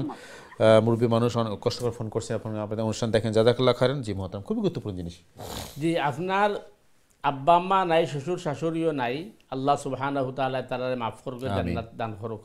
আমিন। আমরা যারার মা বাপ নাই বা আমরা উম্মতে মুহাম্মদের সমস্ত মুরব্বিগানকে আল্লাহ মাফ করুক। আমিন। তো আপনার প্রশ্নটা হইল যে আপনি যখন সাদকায় জারিয়া করবা তখন মসজিদও করা উত্তম না গরিব গুরবারে দেওয়া উত্তম? ইনো পয়লা বিষয় আমরা বোঝার বিষয় হলো সাদকায় জারিয়া ও জিনিস রেখো যেটা কন্টিনিউ থাকে। যেমন আপনি কিছু মানুষে খাওয়াইলা বা একজন মানুষে আপনি খাওয়াইলা, এটা সাদকায় জারিয়া নাই, এটা সাদকা। কারণ যখন কেউরে খাওয়াইলা এই মানুষে খাইলো, তার পেটও যত সময় থাকলো অত সময় সব আছে। যখন খানিটা টয়লেট করে ফেলাই দিল তখন তো আর এটার সব কন্টিনিউ নাই। আর সাদকায় জারিয়া হইলো যেটা কন্টিনিউ থাকবো। যেমন আপনি কেউরে একটা টিউবওয়েল বহাই দিচ্ছেন, তাহলে এই টিউবওয়েল যতদিন পর্যন্ত পানি দিব অতদিন পর্যন্ত এ সব আপনি পাইতে থাকবেন। আপনি কোনো অসহায় মানুষের ঘর বানাইয়ে দিচ্ছেন, এই ঘরের নিচে যতদিন পর্যন্ত থাকবো ততদিন আপনি সব পাইবা। অথবা আপনি মনে করুক একটা রাস্তা বানাইয়ে দিচ্ছেন, রাস্তা যতদিন থাকবো আপনি সব পাইবা। অথবা আপনি একটা মসজিদ বানাইয়ে দিচ্ছেন, মসজিদও যতদিন ইবাদত করা হইব ততদিন সব জারি থাকবো। এখন আপনার প্রশ্ন হইল যে মসজিদও দেওয়াটা বেশি ফজিলতপূর্ণ না গরিব গুরবারে দেওয়াটা বেশি ফজিলতপূর্ণ? আসলে প্রত্যেকটারই তার ভিন্ন সাইড আছে। মসজিদও দেওয়ার একটা ফজিলত আলাদা আছে। আপনি আল্লাহর ঘর দিচ্ছেন, আল্লাহর বান্দাবাদী হলো এখানের মধ্যে ইবাদত করবা, সালাহ আদায় করবা, সওয়াব আপনি পাইবা। আর গরিব গুরবা যে অসহায় মানুষ, তার হয়তো খানি নাই, ঘর নাই, তারে দিলে তো আপনার আরও বেশি সব পাওয়ার কথা। তো বিষয়টা হইলো যে আসলে দেখতে হইব নিদ খারাপ বেশি আছে। আপনি মনে করুন আপনার এরিয়াত বা কোনো জায়গায় মসজিদ, বিশাল মসজিদ আছে, এই মসজিদের দান দক্ষিণা করে অনেক মানুষ আছে, কিন্তু এরিয়ার মধ্যে এমন গরিব মানুষ আছে যে তার সহযোগিতা করার মতো মানুষ খাওয়া দাওয়া করতে পারে না, অথবা তার ঘর নাই, অথবা মেয়েরে বিবাহ দিতে পারছে না। এই হিসাবে যদি আপনি দেন তাইলে সব বেশি ওয়ার কথা। আর আনলে আপনি আরেকটা কাজ করতে পারবা যে ধরো মসজিদও কিছু দিলে ইলা আল্লাহর ওয়াস্তে, যেমন মসজিদও যে কোনো একটা দরজা লাগাইলা, অথবা একটা জানালা লাগাই দিলা, অথবা একটা কার্পেট দিলা, অথবা মসজিদ সব জিনিস দিলে ইলা আল্লাহর ওয়াস্তে। আর বাকি পয়সাগুলা কোনো গরিব মিসকিন এতিমরে দিলাইলা। এবং আত্মীয় স্বজনের মাঝে যারা গরিব মিসকিন আছে তারা দেওয়ার মাঝে ডবল সব। কারণ আপনি যখন আত্মীয় স্বজন গরিব মিসকিন দিবা তাহলে দুইটা জিনিস আপনি পাইবা। একটা হইলো আপনি সাদকায় জারিয়া সব পাইবা, আর একটা হইলো সিলা রেহমে যেটা হয় আত্মীয়তার বন্ধন অটুট রাখা, এটা মানে বেশি সব। সুতরাং আপনি চিন্তা করে দেখতে পারেন, এটা আপনার ইচ্ছা। অথবা আপনি এটাও করতে পারেন, যেহেতু আপনি করা যায় প্রত্যেক বছরে আপনি সাদকা জারিয়া করেন, আপনি একবার যদি মসজিদ দেন আরেকবার আপনি মানে অসহায় মানুষদের দিলা, তখন উভয় সবটা আপনার আমলনামার মাঝে আইলো। এখন আপনি যদি দেখুন যে আপনার এরিয়ার মাঝে বা আত্মীয় স্বজনের মাঝে এমন কোনো মানুষ আছে তার খানি নাই, অথবা তার ঘর নাই, অথবা তার মেয়ে বিবাহ দিতে পারেন না, তাইলে তার লাগে জরুরি বেশি, তারে দিলে সব বেশি হইব। আশা করি ক্লিয়ার হচ্ছে। আল্লাহু আ'লাম। ধন্যবাদ। আমরা বিস্তারিত আলোচনা করলে খুবই গুরুত্বপূর্ণ প্রশ্ন ছিল, আমাদের এই জিনিসগুলো জানা দরকার। আসলে আমাদের অনেক সময় অনেক দর্শক প্রশ্ন করেন, কনফিউজ আমরা কোনটা করলে ভালো কোনটা, এই যে জানার যে সুযোগটা প্রিয় দর্শকবৃন্দ আমরা এই অনুষ্ঠান থেকে চেষ্টা করছি।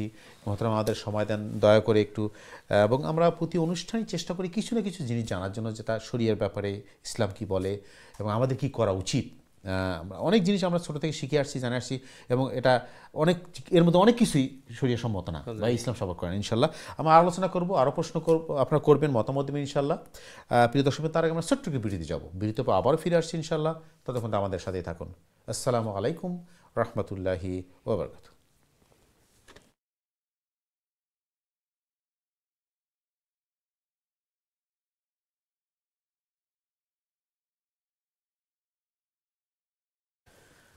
আসসালামু আলাইকুম রহমতুল্লাহি ওবরকাতুহু। দিন টিভির সময় দর্শকবৃন্দ, বিরতির পরে আবার আপনাদের স্বাগত জানাচ্ছি আপনাদের প্রিয় অনুষ্ঠান দিনী সমাধানে। যারা যে যেখান থেকে আমাদের অনুষ্ঠানে যোগদান করছেন আপনাদের সবাই স্বাগতম, মোবারকবাদ। প্রিয় দর্শকবৃন্দ, আমাদের অনুষ্ঠানে উপস্থিত রয়েছেন আমাদের প্রিয় মেহমান, আমাদের নিয়মিত মেহমান ইমামুল খতিব মহতারাম মুফতি হাসান নুইচি সাহেব আজকের গুরুত্বপূর্ণ আলোচনা এবং আপনাদের প্রশ্নে জবাবের জন্য। সো আপনারা যারা প্রশ্ন করতে চান, মতামত দিতে চান, দয়া করে প্রশ্ন করবেন সরাসরি ইস্যু লাইনে, অথবা যারা ইমেল করতে চান ইমেল করবেন dini-samadan@gmail.com এড্রেসে। আমি অনুরোধ করব প্রিয় দর্শকবৃন্দ, আপনারা প্রশ্ন করার সময় টিভির ভলিউম কমিয়ে দিয়ে অথবা মিউট করে আমাদের সাথে ফোনে কথা বলবেন, ফোনে আপনারা প্রশ্ন করবেন, এরপর আপনার টিভিতে অনুষ্ঠান দেখতে থাকেন ইনশাআল্লাহ। জাযাকাল্লাহু খাইরান। মোহতারাম, আমরা দর্শকদের প্রশ্নে যাব, একটু সময় নিচ্ছে, আমাদের একটু আলোচনা একটু আমাদের করা দরকার আসলে। আচ্ছা, আমাদের দর্শক অনেকগুলো আছে, আমি আলোচনা যাই দর্শকদের প্রশ্ন, দর্শক লাইনে আমাদের দুঃখ প্রকাশের সময় দর্শকদের আপনারা অনেকে লাইনে আছেন, অনেক সময় আমাদের একটু আলোচনা করা দরকার, আপনাদের প্রশ্নের জবাব দেওয়া দরকার। এই জন্য আমরা চেষ্টা করি একটু ব্যালেন্স করার জন্য। চলে আসছে আমাদের সময় দর্শক আছে ইনশাআল্লাহ, দেখি কে আছে লাইনে। সময় দর্শক, আসসালামু আলাইকুম, আপনার প্রশ্ন করুন প্লিজ। জি সময় দর্শক, আসসালামু আলাইকুম।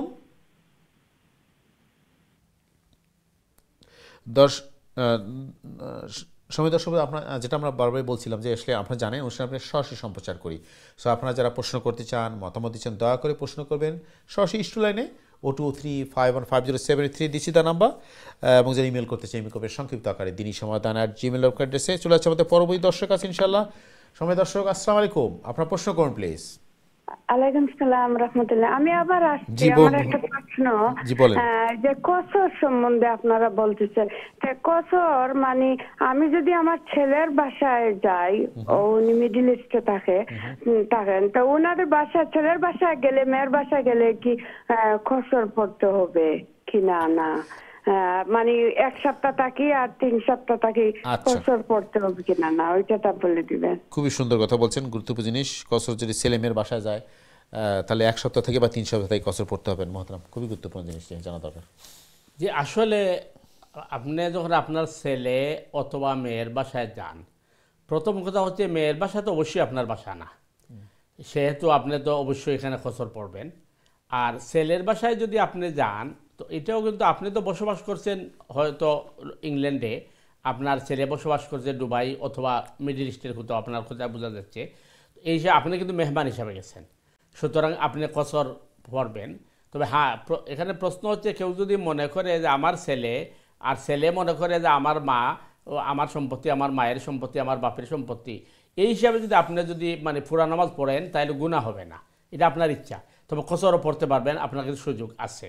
তার কারণ হচ্ছে যে উসমান যুন্নুরাইন রাদিয়াল্লাহু তাআলা আনহু যখন মক্কা মুকাররমায় আসছিলেন, তখন উসমান রাদিয়াল্লাহু তাআলা আনহু মক্কায় এসে কিন্তু তিনি পুরা নামাজ পড়েছেন। তখন তাকে যখন জিজ্ঞেস করা হয়েছিল যে আপনি পুরা নামাজ পড়লেন কেন, তখন উসমান রাদিয়াল্লাহু তাআলা আনহু বললেন যে মক্কায় তো আমার প্রপার্টি আছে, আমার অনেক জিনিস আছে। এই হিসাবে আপনার ছেলের বাসা হিসেবে আপনি যদি মনে করেন যেটা আমার বাসা, বা আপনার ছেলে মনে করে আমার বাসা মানে আমার মায়ের বাসা, আপনি ইচ্ছা করলে পুরা নামাজ পড়তে পারবেন, কিন্তু আপনার এই কসর পড়ারও সুযোগ আছে। কারণ ইসলামে একটা বলা হয় খিয়ার, আপনাকে অনুমতি দিছে, আপনি চাইলে করতে পারবেন। তো এই হিসাবে আপনি চাইলে কসর করতে পারবেন, পুরা নামাজও পড়তে পারবেন, কোনো অসুবিধা নেই। একটু আমি অ্যাড করতে চাচ্ছি আমাদের সময় বোনের সাথে, যে যদি আমি ছেলের বাসার কথা বললেন যেটা, যে হ্যাঁ কসর পড়তে পারে, অপশন আছে, কিন্তু সেটা কত দিনের জন্য? যদি 1 সপ্তাহ যান তাহলে কি কসর পড়তে পারেন, যেটা আমাদের হানাফি বলে, কিন্তু সে 3 সপ্তাহ বা 1 মাসের জন্য, তখন কসর গেলে তো কসর মাসলা যেতে হবে। যদি উনি ওই 2 সপ্তাহ থাকার নিয়ত করেন তখন কসর পড়বেন, 2 সপ্তাহের উপরে বলে তো এমনি মুখে এমনি। আচ্ছা, ক্লিয়ার, জিনিসটা ক্লিয়ার হলো। জাযাকাল্লাহ খাইরান। সময় তো আপনার আশা করি আপনার প্রশ্নের জবাব আছে, খুবই গুরুত্বপূর্ণ প্রশ্ন ছিল, জাযাকাল্লাহ খাইরান। আমরা একটু যদি আলোচনার দিকে যাই, মহতারাম, আমরা শুরুতে যে জিনিসটা শুরু করছিলাম, আসলে গত অনুষ্ঠানে আমরা শেষ করতে পারিনি। তাকদীরের উপর আমাদের একটা বিশাল কনফিউশন আমাদের সমাজে। আমাদের দর্শকরা প্রশ্ন জানতে চান যে, অনেকে বলেন যে তাকদীর ফিক্সড, এটা চেঞ্জ হয় না, আমরা যেটাই করি তাকদীর কোনো আমাদের চেঞ্জ হবে না, আল্লাহ তো। এবং আমি এটা একটা শুনছিলাম যে আমাদের জন্মের 50,000 বছর পূর্বে তাকদীরকে লেখা হয়ে গেছে। আমরা জানতে চাবো আমরা যে আসলে এটা কি ঠিক কিনা, বা আপনি বলছেন যে আমাদের আমলের সাথে, আমাদের ভালো আমলের সাথে তাকদীর পরিবর্তন। আমি একটু জানতে চাবো মহতারাম, তার আগে একটা প্রশ্ন নিয়ে আসি ইনশাল্লাহ। দেখি কে আছে লাইনে। সময় দর্শক, আমরা কি কলকে হারিয়ে ফেলছি কিনা জানি না, আমরা জানবো। প্রিয় দর্শকবৃন্দ, আপনারা জানেন এই অনুষ্ঠানে আমরা সরাসরি সম্প্রচার করেছি। আপনার দয়া করে যদি প্রশ্ন করার সময় আমাদের সাথে ফোনে কথা বলবেন, আপনি টিভির ফোনটা কমিয়ে দিতে মিট করে, এতে আমাদের সাথে আপনাদের যোগাযোগ করতে সুবিধা হবে, এবং আপনাদের কথা আমরা বুঝতে পারবো ইনশাল্লাহ। চলে যাচ্ছে আমাদের দর্শক কাছে। নেক্সট কে আছেন দেখি। আসসালামু আলাইকুম সময় দর্শক, আপনার প্রশ্ন করুন প্লিজ। আসসালামু আলাইকুম। ওয়ালাইকুম সালাম ওয়া রাহমাতুল্লাহ। জি, আপনার কি প্রশ্ন বলেন? জি, আমার একটা প্রশ্ন হলো, আমি আমার এক আত্মীয়র কাছ থেকে কিছু পয়সা আনছিলাম ঋণ, বুঝছেন? তো 1 বছর ঘুরে গেছে কি, পরে আমার আত্মীয় কইলা যে তুমি পয়সাটার জাকাত দিলেও। জাকাত দিলে? আচ্ছা জি, এটা ঠিক আছে নি? সুন্নাহ মতে আমি দিলে ঠিক হইব নি না এটার মাঝে আর কোনো সমস্যা হইব? আচ্ছা, বুঝতে পারছি, সেটা জানতাম। আচ্ছা, আপনি ঋণ নিয়েছেন, 1 বছর হয়ে গেছে, ওই ঋণের যে টাকাটা আপনি নিয়েছেন এটাকে জাকাত আপনাকে দিতে বলছে আপনার আত্মীয়? জি ভাই। আচ্ছা, ঠিক আছে, বুঝতে পারছি। জি, ধন্যবাদ আপনার প্রশ্নের জন্য। ওয়ালাইকুম। খুবই গুরুত্বপূর্ণ জিনিস, জাকাতের ব্যাপারে অনেক প্রশ্ন আসে, একটা নতুন জিনিস আমি জানতে পারলাম। মহতারাম, যদি আপনি বলেন প্লিজ দয়া করে। আসলে মানে আপনি যে বিষয়টা জানতে চাইছেন এটা কিন্তু খুব জটিল বিষয়। তার কারণ হইল, এক্সাম্পল হিসাবে আপনি ধরোগা 1000 পাউন্ড তার কাছ থেকে খরচ আনছেন, আনার পরে এখন আপনি তাই করছেন যে জাকাতটা আপনি দিলেন যেন, তাহলে জাকাতের যে পয়সা আপনি দিবা এগুলো বাদ দিয়ে তান্ডে রিটার্ন করবা না 1000 পাউন্ডের রিটার্ন করবা? এটার প্রশ্ন। যদি তান্ডে আপনি 1000 পাউন্ড রিটার্ন করেন তাহলে জাকাত আদায় হইতো না, এটা সুদের মাঝে যাইব। কারণ হাদিসের মাঝে এই ধরনেরও বর্ণনা আছে যে একজন মানুষের তোমার সালাম দিত না আর ঋণ নেওয়ার বাদে সালাম দেয়, এই সালামটাও সুদ। সুতরাং সেউরে ঋণ দেওয়ার সময় এই কথা হইয়ে দেওয়া যে ঠেকা তোমার কাছে থাকুক, তুমি ব্যবহার করো, ঠিক আছে, আমার সময় মতো দিবাই, আর এর ভিতরে জাকাত যাইব তুমি দিবাই, এটা যাইজ নাই। কারণ এটা মানে আল্লাহর লগে চালাকি। সুতরাং তাই যদি আপনার এখন যে একথা হন যে ঠিক আছে জাকাতটা তুমি দিলেইও, আর জাকাতও কত দিছো আমারে জানাইও, আমি এগুলো বাদ দিয়ে তোমার কাছে আনবো, তাইলে মতো একটা প্রশ্ন আমি এখানে করি। সময় দর্শক অবশ্যই অনুষ্ঠানে দেখছেন, খুবই গুরুত্বপূর্ণ জিনিস। আমি কেন বলছেন যে এই ধরনের প্রশ্ন আমি এর আগে পাইনি, যে টাকাটা আপনার কাছে আমি ধার নিলাম, টাকা তো আপনার, আমার না, আমি ঋণ নিচ্ছি আপনার কাছে, টাকাটা আমি আপনাকে ফেরত দেবো, কিন্তু আপনার উপরে জাকাত কিনা? কিন্তু টাকাটা আপনার কাছে নাই, আমার কাছে দিচ্ছেন, তাহলে জাকাতের কথা আসলো কেন এখানে? ওই আপনাকে বললাম যে উনি মনে করছে আপনার কাছে টাকা থাকবে 5 বছর, এর ভিতরে জাকাত দিলে তো অনেক পয়সা আমরা দিব, সুতরাং কিন্তু আমার দিতে আমার উপর ফরজ। টাকাটা আপনার কাছে নাই, টাকাটা আপনি আমাকে ঋণ দিচ্ছেন, বিষয়টা বুঝেন নাই। টাকাটা আমি ঋণ দিছি, মালিক তো আমি। আপনার টাকা ব্যাংকে থাকলে ওই টাকার তো জাকাত আসে, কারণ মালিক তো আপনি। তো ঋণ দেওয়া মানে তো এটা আর এখানে রাখছেন, আপনি পাইবেন, সুতরাং জাকাত আপনার উপরে। এখন উনি হয়তো চিন্তা করতে পারে 5 বছর যদি থাকে ওনার কাছে, আর পরে যদি আমি জাকাত দিই তো অনেক পয়সা চলে আসবে, আর উনি যদি জাকাত দেওয়া দেয় তা আমার আসল জাকাত থাকলো আর জাকাতটা লাভও চলে গেল, এটা সুদের অঙ্কে চলে যাবে। 1 2 নম্বর বিষয় হচ্ছে এটা হইতে পারে যে আমি হয়তো আপনাকে ঋণ দিছি, দেওয়ার পরে যখন জাকাতের টাইম আসছে আমি আপনাকে বলছি যে আমি তো প্রতি বছর জাকাত দেই এত টাকা, জাকাতটা আপনি দিয়ে দিয়েন, তাহলে আমার সময় মতো আদায় হয়ে যাবে। আর জাকাত যেগুলো দিবেন আপনি হিসাব রাখেন, পরে দেওয়ার সময় আমাকে এটা কমাই দিবেন, তখন এটা যাইছে আমি আপনাকে প্রতিনিধি নিয়োগ করছি। কিন্তু আমি যদি এই অর্থে বোঝাই যে আমার আসল জাকাত থাকবে আর জাকাতটা আপনি দিয়ে দেন, এটা যাইছে, মানে শুরু হয়ে যাবে। না, আমি আমার বুঝতে অসুবিধা হয়েছে, আমি বুঝতে পারিনি। আমি মানে মনে করি আপনি আমার টাকাটা, জমানো টাকা আমাকে ধার দিলেন, এই টাকাটা তো আপনার কাছ থেকে আমার কাছে চলে আসছে, তো এইটা টাকার কি আপনার জাকাতটা? জাকাত তো মালিক তো আমি টাকার, কিন্তু টাকা তো আপনার কাছে নাই। টাকা আমার ব্যাংকে টাকা থাকলে তো আপনার কাছে নাই, বুঝেন নাই? হ্যাঁ, এইটা হইতে পারে মাসলা যদি আপনার ধারণা থাকে যে আসলে টাকা পাবো কি না, সন্দেহ থাকে, এই জন্য শরীয়ত আপনাকে অনুমোদন দিছে যতক্ষণ পর্যন্ত ফিরে আপনার হাতে না আসবে ততক্ষণ পর্যন্ত যাকাত না দিলে আপনি গুনাহগার হবেন না, কিন্তু আসার পরে এ টু জেড দিতে হবে, প্রথম থেকে দিতে হবে। খুবই গুরুত্বপূর্ণ প্রশ্ন ছিল, ধন্যবাদ জানাচ্ছি আমাদের সময় দর্শকে। একটা জটিল জিনিস আমরা জানতে পারলাম আজকে, যে এটা এখানে মানে আপনি যেটা বললেন আল্লাহর সাথে চালাকি, যে কি সুন্দর একটা মানে অবাক ব্যাপার, যে আপনি আমাকে হাত দিলেন, আমাকে বললেন যে তুমি টাকাটা জাকাতটা দিতে, কিন্তু আমার তো জাকাত দেওয়ার কথা না। না, এমনি তো মনে করেন আপনাকে যদি আমি বলতাম যে ঠিক আছে আপনি টাকা খরচ নেন, 5 বছর পরে আমাকে ওই 200 বছর বেশি খরচে হাসানার মতো না জিনিসটা। হ্যাঁ, আমি বলতেছি আপনাকে, এখন আমি যদি আপনাকে বলতাম যে টাকাটা ঋণ নেন, আপনি 5 বছর যখন দিবেন তো 200 পাউন্ড বেশি দিবেন, এটা তো সুদ হয়ে গেল। ওইটা না বলে আমি জাকাতটা দিলে আপনার মানে গলায় সমঝাইয়া সমান সেম। খুবই সুন্দর, আমরা বুঝতে পারলাম। জাযাকাল্লাহ খায়রান, সুন্দর প্রশ্নের জন্য ধন্যবাদ জানাচ্ছি। আবার মোহতারাম, আমরা যে আলোচনায় ছিলাম, প্লিজ আপনি যেটা আপনার তাকদীরের ব্যাপারে যে আলোচনা শুরু করছিলাম। দেখেন, আসল বিষয়টা হচ্ছে যে আল্লাহ সুবহানাহু তাআলা তাকদীরে যা লিখে রেখেছেন তা কোনোদিন পরিবর্তন হয় না। এই জিনিসটা কিন্তু মূল পেচ না। আচ্ছা, পেচটা হচ্ছে আমাদেরকে শয়তান প্ররোচনা দিচ্ছে, অথবা কিছু মানুষ আছে যারা ইসলাম বিদ্বেষী, যারা মানে ইসলামকে ভালোবাসে না, তারা একটা পেচ লাগাইছে যে যদি আল্লাহ লেখে দেখেন আমি জাহান্নামী, তাইলে তো আমি ইবাদত করে লাভ নাই, আমাকে জাহান্নাম দিতে হবে, এই জায়গার মাঝে পেচ। তো আসল বিষয়টা হচ্ছে যে দেখেন, আজকের আয়াতটা কিন্তু তাকদীরের উপরে পড়ে। লুকমান হাকিম তার সন্তানকে বলতেন, ইয়া বুনাইয়া ইন্নাহা ইন তাকুম মিসকালা হাব্বাতিন মিন খারদালিন, একেবারে ক্ষুদ্রাতি ক্ষুদ্র কোনো জিনিসও থাকে যদি পাথরের কণার ভিতরে অথবা আকাশের উপরে অথবা জমিনের নিচে, তাও আল্লাহ লিপিবদ্ধ করে রেখেছেন। এটা আল্লাহর ইলিম বোঝানো হচ্ছে। তো আল্লাহর ইলিম এক জিনিস, আর আপনার আমার তাকদীর আর এক জিনিস। তাকদীর উঠানামা করবে আপনার আমার আমলের উপরে, আমার প্র্যাকটিসের উপরে। আমি যখন মনে করেন ইবাদত করব, তখন মনে করেন আমার তাকদীর আল্লাহ ভালো করে দিবেন। আমি যখন আল্লাহর উপর ঈমান ইয়াকিন রাখবো, তখন আল্লাহ আমার জান্নাতের রাস্তা সহজ করে দিবেন। বুঝছেন, করবেন কি না এটা আল্লাহ জানেন, এটা ভিন্ন জিনিস। আল্লাহর জানাটা কিন্তু ফ্যাক্টর না, ফ্যাক্টরটা হচ্ছে আপনার আমার মানে আমল করাটা। তো এই জন্য এই জায়গার মধ্যে পেস লাগানো হয়। আর কিছু তাকদীর যেটা আপনাকে বললাম, এটা কিন্তু পরিবর্তন হয় না। যেমন মনে করেন বড়ই বিচি থেকে আম গাছ হবে না, আমের বিচি থেকে লিচু হবে না, এটা অন্য জিনিস। এবং মনে করেন আপনি সূর্য পূর্ব দিক থেকে যে আপনার এই পরিচালনা হয়, পশ্চিম দিকে যায়, এটা কোনো পরিবর্তন হবে না যখন আল্লাহর ইচ্ছা না। আমি এই জিনিসটা কেন বললাম, যে অনেকে এরকম প্রশ্ন আমি শুনছি এরকম, যে তুমি যতই চেষ্টা করো, তোমার নামে যে রেজেক্টটা আছে, তোমার যে বরাদ্দ তোমার কাছে আছে, এর বেশি তুমি পাবা না। তাহলে আপনি যে কথাটা বললেন, যে হাদিসের কথাটা বা কোরআন থেকে যে উদ্ধৃতি দিলেন, যে আমরা আমাদের চেষ্টা, আমার ভালো কাজ, আমার দোয়া, আমার ফরিয়াদ আল্লাহর কাছে, আমাদের উঠানামা হয়, চেঞ্জ হয়, আমার তকদির চেঞ্জ হবে, আমার নিয়ামতের চেঞ্জ হবে, আমার রিজিকের চেঞ্জ হবে। তাহলে যদি ফিক্স থাকে, তাহলে এই কথাটা কেন আমাদের সমাজে প্রচলিত? তুমি যতই চেষ্টা করো, যতই আস্ফালন করো, তোমার রিজিক তোমার জন্য যতটুকু বরাদ্দ আছে, এর বেশি তুমি পাবা না, কমও পাবা না।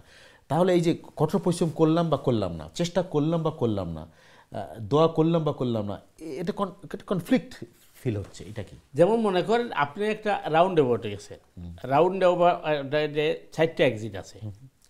এখন আপনি 3 নম্বর এক্সিট, 1 নম্বর এক্সিটে যাইতে পারেন, 2 নম্বরে যাইতে পারেন, 3 নম্বরে যাইতে পারেন, 4 নম্বরে আপনার ফ্রিডম। কিন্তু আপনি ওই রাউন্ড অ্যাবাউটে 3 নম্বর এক্সিট নিছেন, আপনি যে 3 নম্বর এক্সিট নিবেন এটা আল্লাহকে জানতেন, বুঝছেন? কিন্তু কোন এক্সিট নিবেন এটা কিন্তু আপনার ইচ্ছার উপর, আল্লাহ কিন্তু আপনাকে বাধ্য করবে না। এইটারও তাকদীরের মাসলা পেস এইখানে খাইছে, বুঝছেন নি? আল্লাহ কাউকে ধাক্কাইয়া গুনার দিকে দিবেন না, বুঝছেন, নেকির দিকে দিবেন। ফ্রিডমটা তো এইখানে, মানে আমরা যে আশরাফুল মাখলুকাত বলা হয়, আমাদের ফ্রিডম আছে অবশ্যই, এবং আমাদের বিচারটা হবে এই জন্যই যে আমার ফ্রিডম দেওয়া হচ্ছে, তুমি ভালো কাজ করলে তুমি এটা পাবা, খারাপ করলে এটা করবে। এই ফ্রিডমটা আল্লাহকে জোর করে কাউকে করাবেন, আপনার পুরো স্বাধীনতা দেওয়া হয়েছে। কিন্তু আপনি করবেন কি না করবেন এটা আল্লাহ জানেন, এখানে আল্লাহ আলিমুল গায়ব। 2 নম্বর বিষয় হচ্ছে আপনি যেটা বলছেন, এটা কিন্তু একটা মানে আমাদের ওই যে লুকমানকে আয়াতের শেষে বলছেন যে বিপদ আপদে বাবা তুমি ধৈর্য ধারণ করো। আপনি মনে করেন দোয়া করছেন, কিন্তু যে জিনিসের জন্য দোয়া করছেন এটি কিন্তু হচ্ছে না কেন? এটার কারণ আল্লাহ ভালো জানেন। আল্লাহ দেখছেন যে আপনার এইটা এই মুহূর্তে না হওয়াটা আপনার জন্য কল্যাণকর, অথবা আল্লাহ এটা আপনার আখিরাতের জন্য রেখে দিয়েছেন, অথবা আল্লাহ এর পরিবর্তে আপনার অন্য কোনো সংকট সরিয়ে দিয়েছেন। আমরা ফিরে আসবো মোহতারাম। খুবই ইন্টারেস্টিং এবং একটু জটিল, আমাদের যেগুলো বোঝা দরকার, জানা দরকার, এবং আমাদের যারা ইমানদার এবং মুসলিম মনে করি আমাদের এই কনফিউশনগুলো না দূর হলে আমাদের ইবাদতের প্রতি যে একটা আকর্ষণ বা ইবাদতের যে মনোনিবেশ করার একটা সমস্যা, কারণ অনেকে বলে যে তুমি যতই চেষ্টা করো তোমার যা আছে তোমার যাবে না।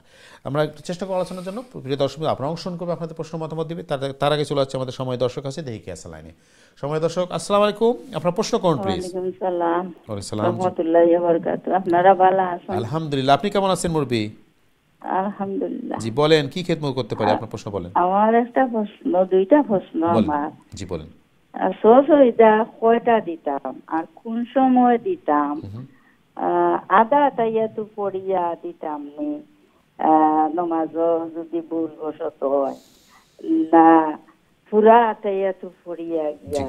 বুঝতে পারছি। সহসইদা দিতাম, কয়টা দিতাম? জি বুঝতে পারছি। আপনি দ্বিতীয় প্রশ্ন বলেন। আরেকটা প্রশ্ন, যে আমরা তো কোনো সময় নমাজ খোঁজা হয় প্লেন থাকলে, দূর দূরান্ত গেলে, দেশ বা অন্য দেশ, এ সময় আমরা জায়গাত গেলে গিয়া এটা কিতা খসুর পড়তাম নি না পুরা নমাজ পড়তাম?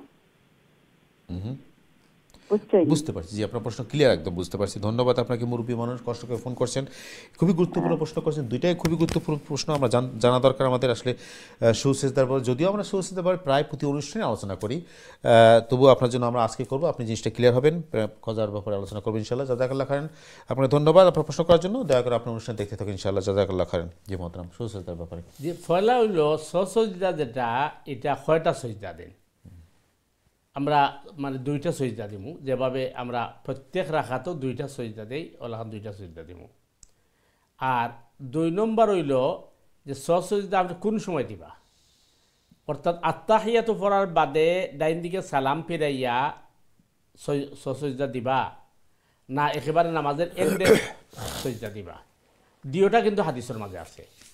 অর্থাৎ আপনি আত্তাহিয়াতু পড়িয়া ডাইন দিকে সালাম ফিরাইছেন, সালাম ফিরাই আপনি দুইটা সজদা দিছেন, দুইটা সজদা দেওয়ার বাদে আবার আত্তাহিয়াতু থেকে আপনি শুরু করছেন পড়া, আল্লাহুম্মা ইন্নী যালামতু পর্যন্ত পড়ছেন, এরপরে আপনি সালাম ফিরাইছেন। এটা একটা পদ্ধতি।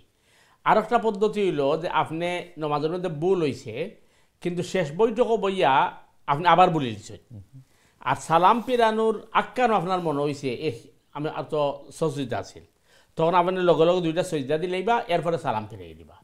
অথবা আরেকটা হইতে পারিলা যে আপনি নমাজ সজদা দিবার আপনার নিয়ত আছিল, কিন্তু শেষ বৈঠকও বোয়ার বাদে আপনার মনে নাই সজদা দিতে আপনি সালাম ফিরাই দিচ্ছেন, তখন মনে হয়েছে, সালাম ফিরানোর বাদে যখন মনে হয়েছে সাথে সাথে আল্লাহু আকবার হয়ে আপনি দুইটা সজদা দিলে আইবা, এরপরে দুইবার সালাম ফিরাই দিবা, নমাজ শেষ। আশা করি ক্লিয়ার হয়েছে ইনশাআল্লাহ। দ্বিতীয় প্রশ্নটা আমরা এরকম আলোচনা করছি, উনি বলছেন যে অনেক সময় নামাজ কাজা হয়ে যায় ট্রাভেলিংয়ের জন্য বা কোনো আমি জায়গা মতো পৌঁছার পর কসর পড়বেন না ফুল নামাজ পড়তে হবে? যে দ্বিতীয় প্রশ্ন যেটা আপনার, এই যে আমরা বারবার আলোচনা করছি যে নামাজ কোনো অবস্থায় কাজা না করা, এই হিসাবে যেহেতু সফরও থাকলে জোহর আসর একলগে পড়া যায়, মাগরিব এশা একলগে পড়া যায়, সুতরাং সহজে নামাজ কাজা হইতো নাই।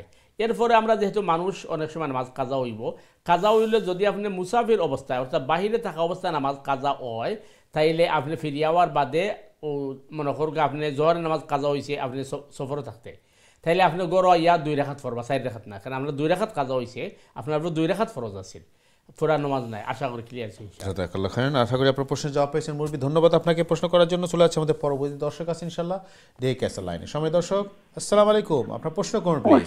ওয়ালাইকুম সালাম রাহমাতুল্লাহ। জি জি ভাই, কি প্রশ্ন বলেন? জি আমার একটি ছোট্ট প্রশ্ন, প্লিজ বলেন।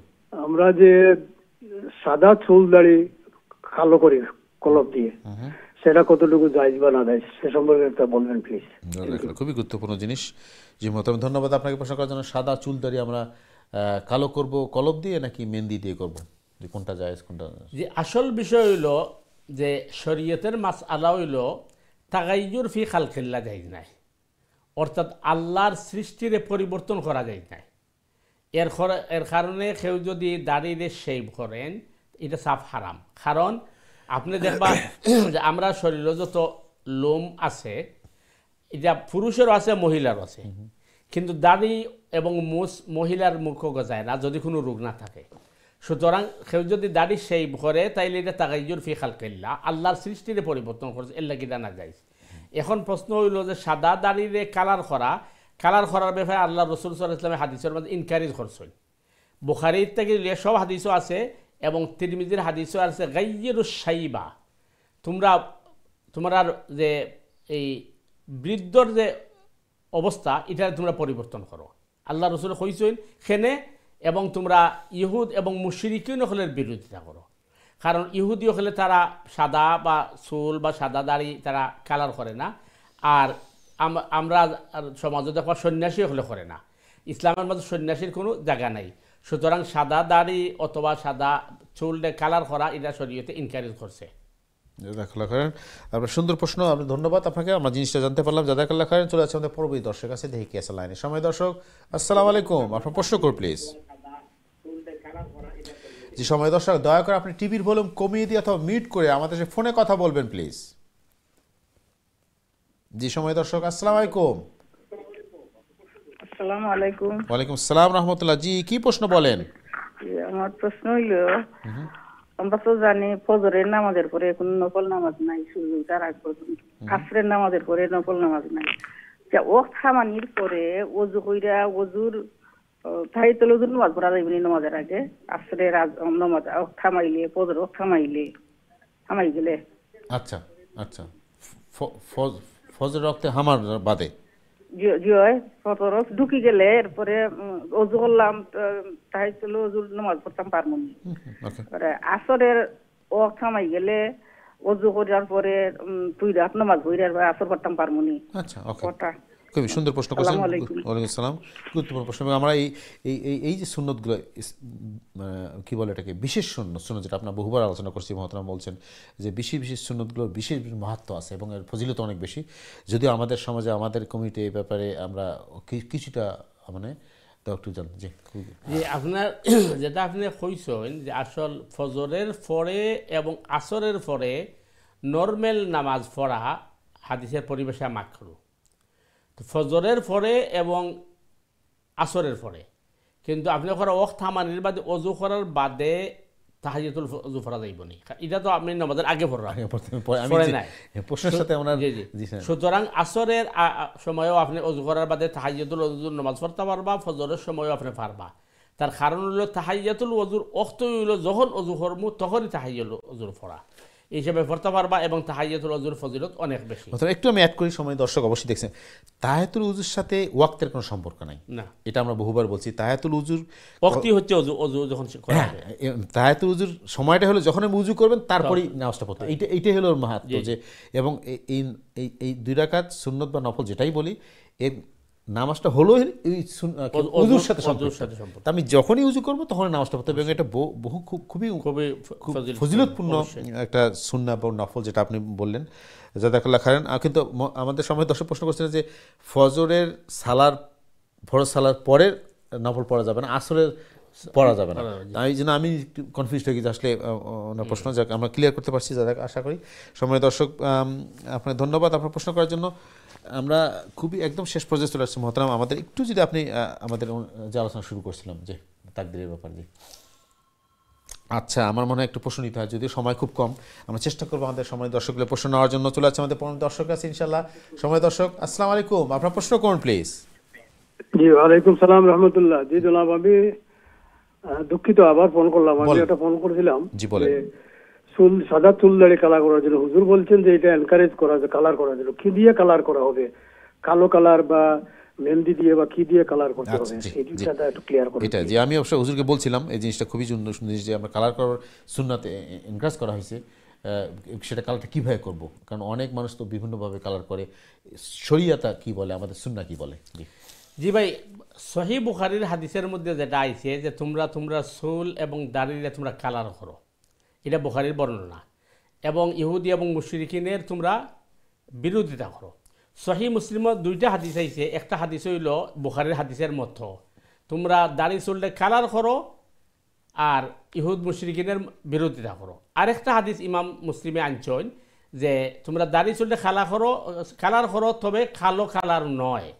এবং ইনো বুঝার বিষয় হয়েছে সহিহ মুসলিমের মানে তার এই সিস্টেম হইল তাই শক্তিশালী হাদিসে আগে আনয়, দুর্বলটারে তাই বাদে আনয়।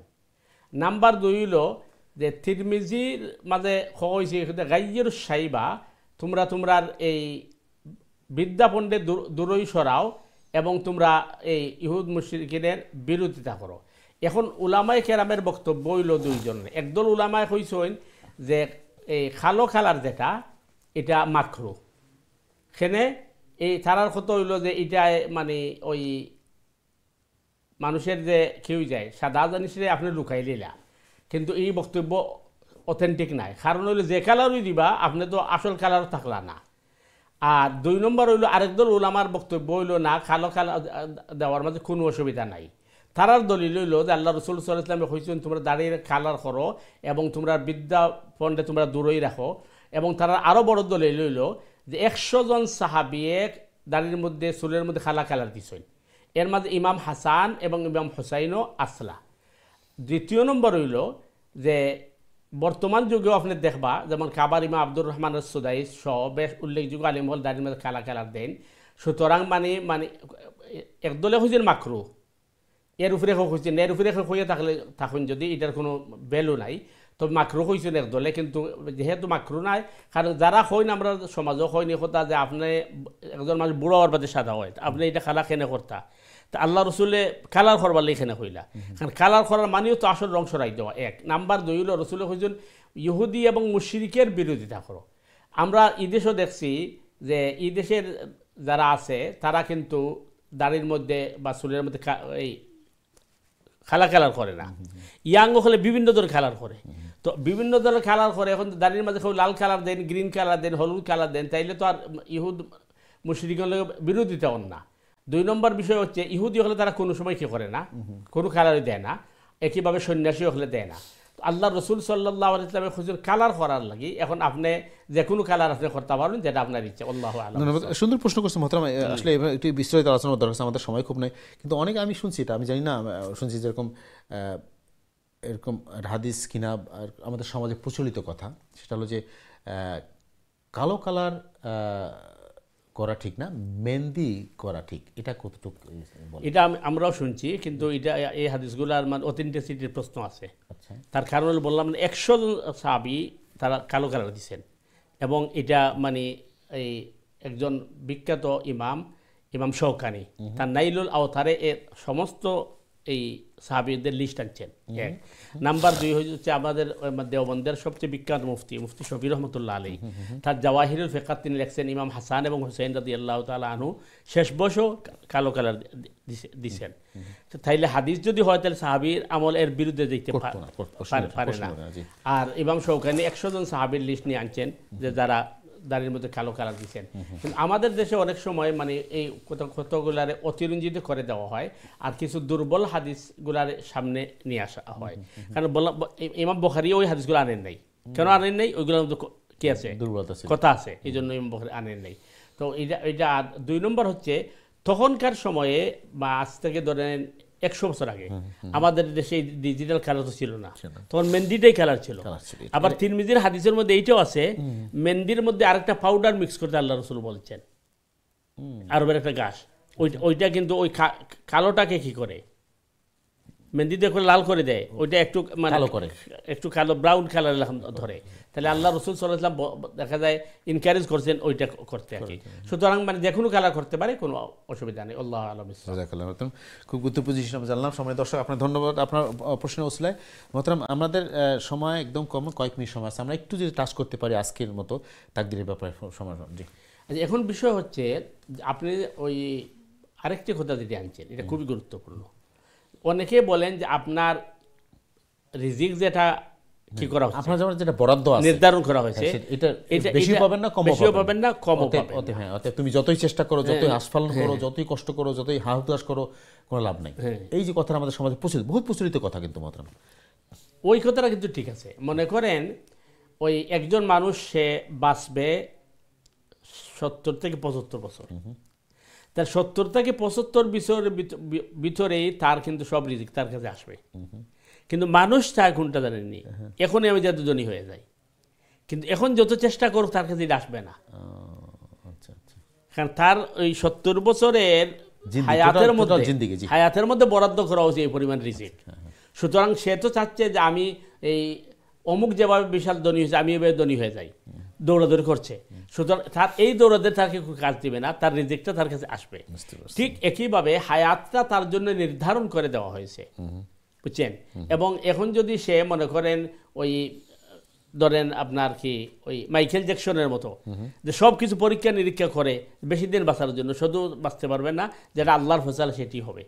তবে মূল জিনিসটা হচ্ছে তাকদির বলতে বোঝানো হচ্ছে আল্লাহ সুবহানাহু তাআলার ইলম। আল্লাহ সুবহানাহু তাআলা কি হবে না হবে সব আল্লাহ জানেন। কিন্তু অনেকেই এটার মানে একটা বিভ্রান্তির মধ্যে পৌঁছাচ্ছে, আল্লাহ যখন লিখে রাখছেন তাহলে তো আমি জাহান্নামে যাব, তাহলে আমি ইবাদত করবো কিভাবে? এটা শয়তানি প্ররোচনা। আশা করি ক্লিয়ার হয়েছে।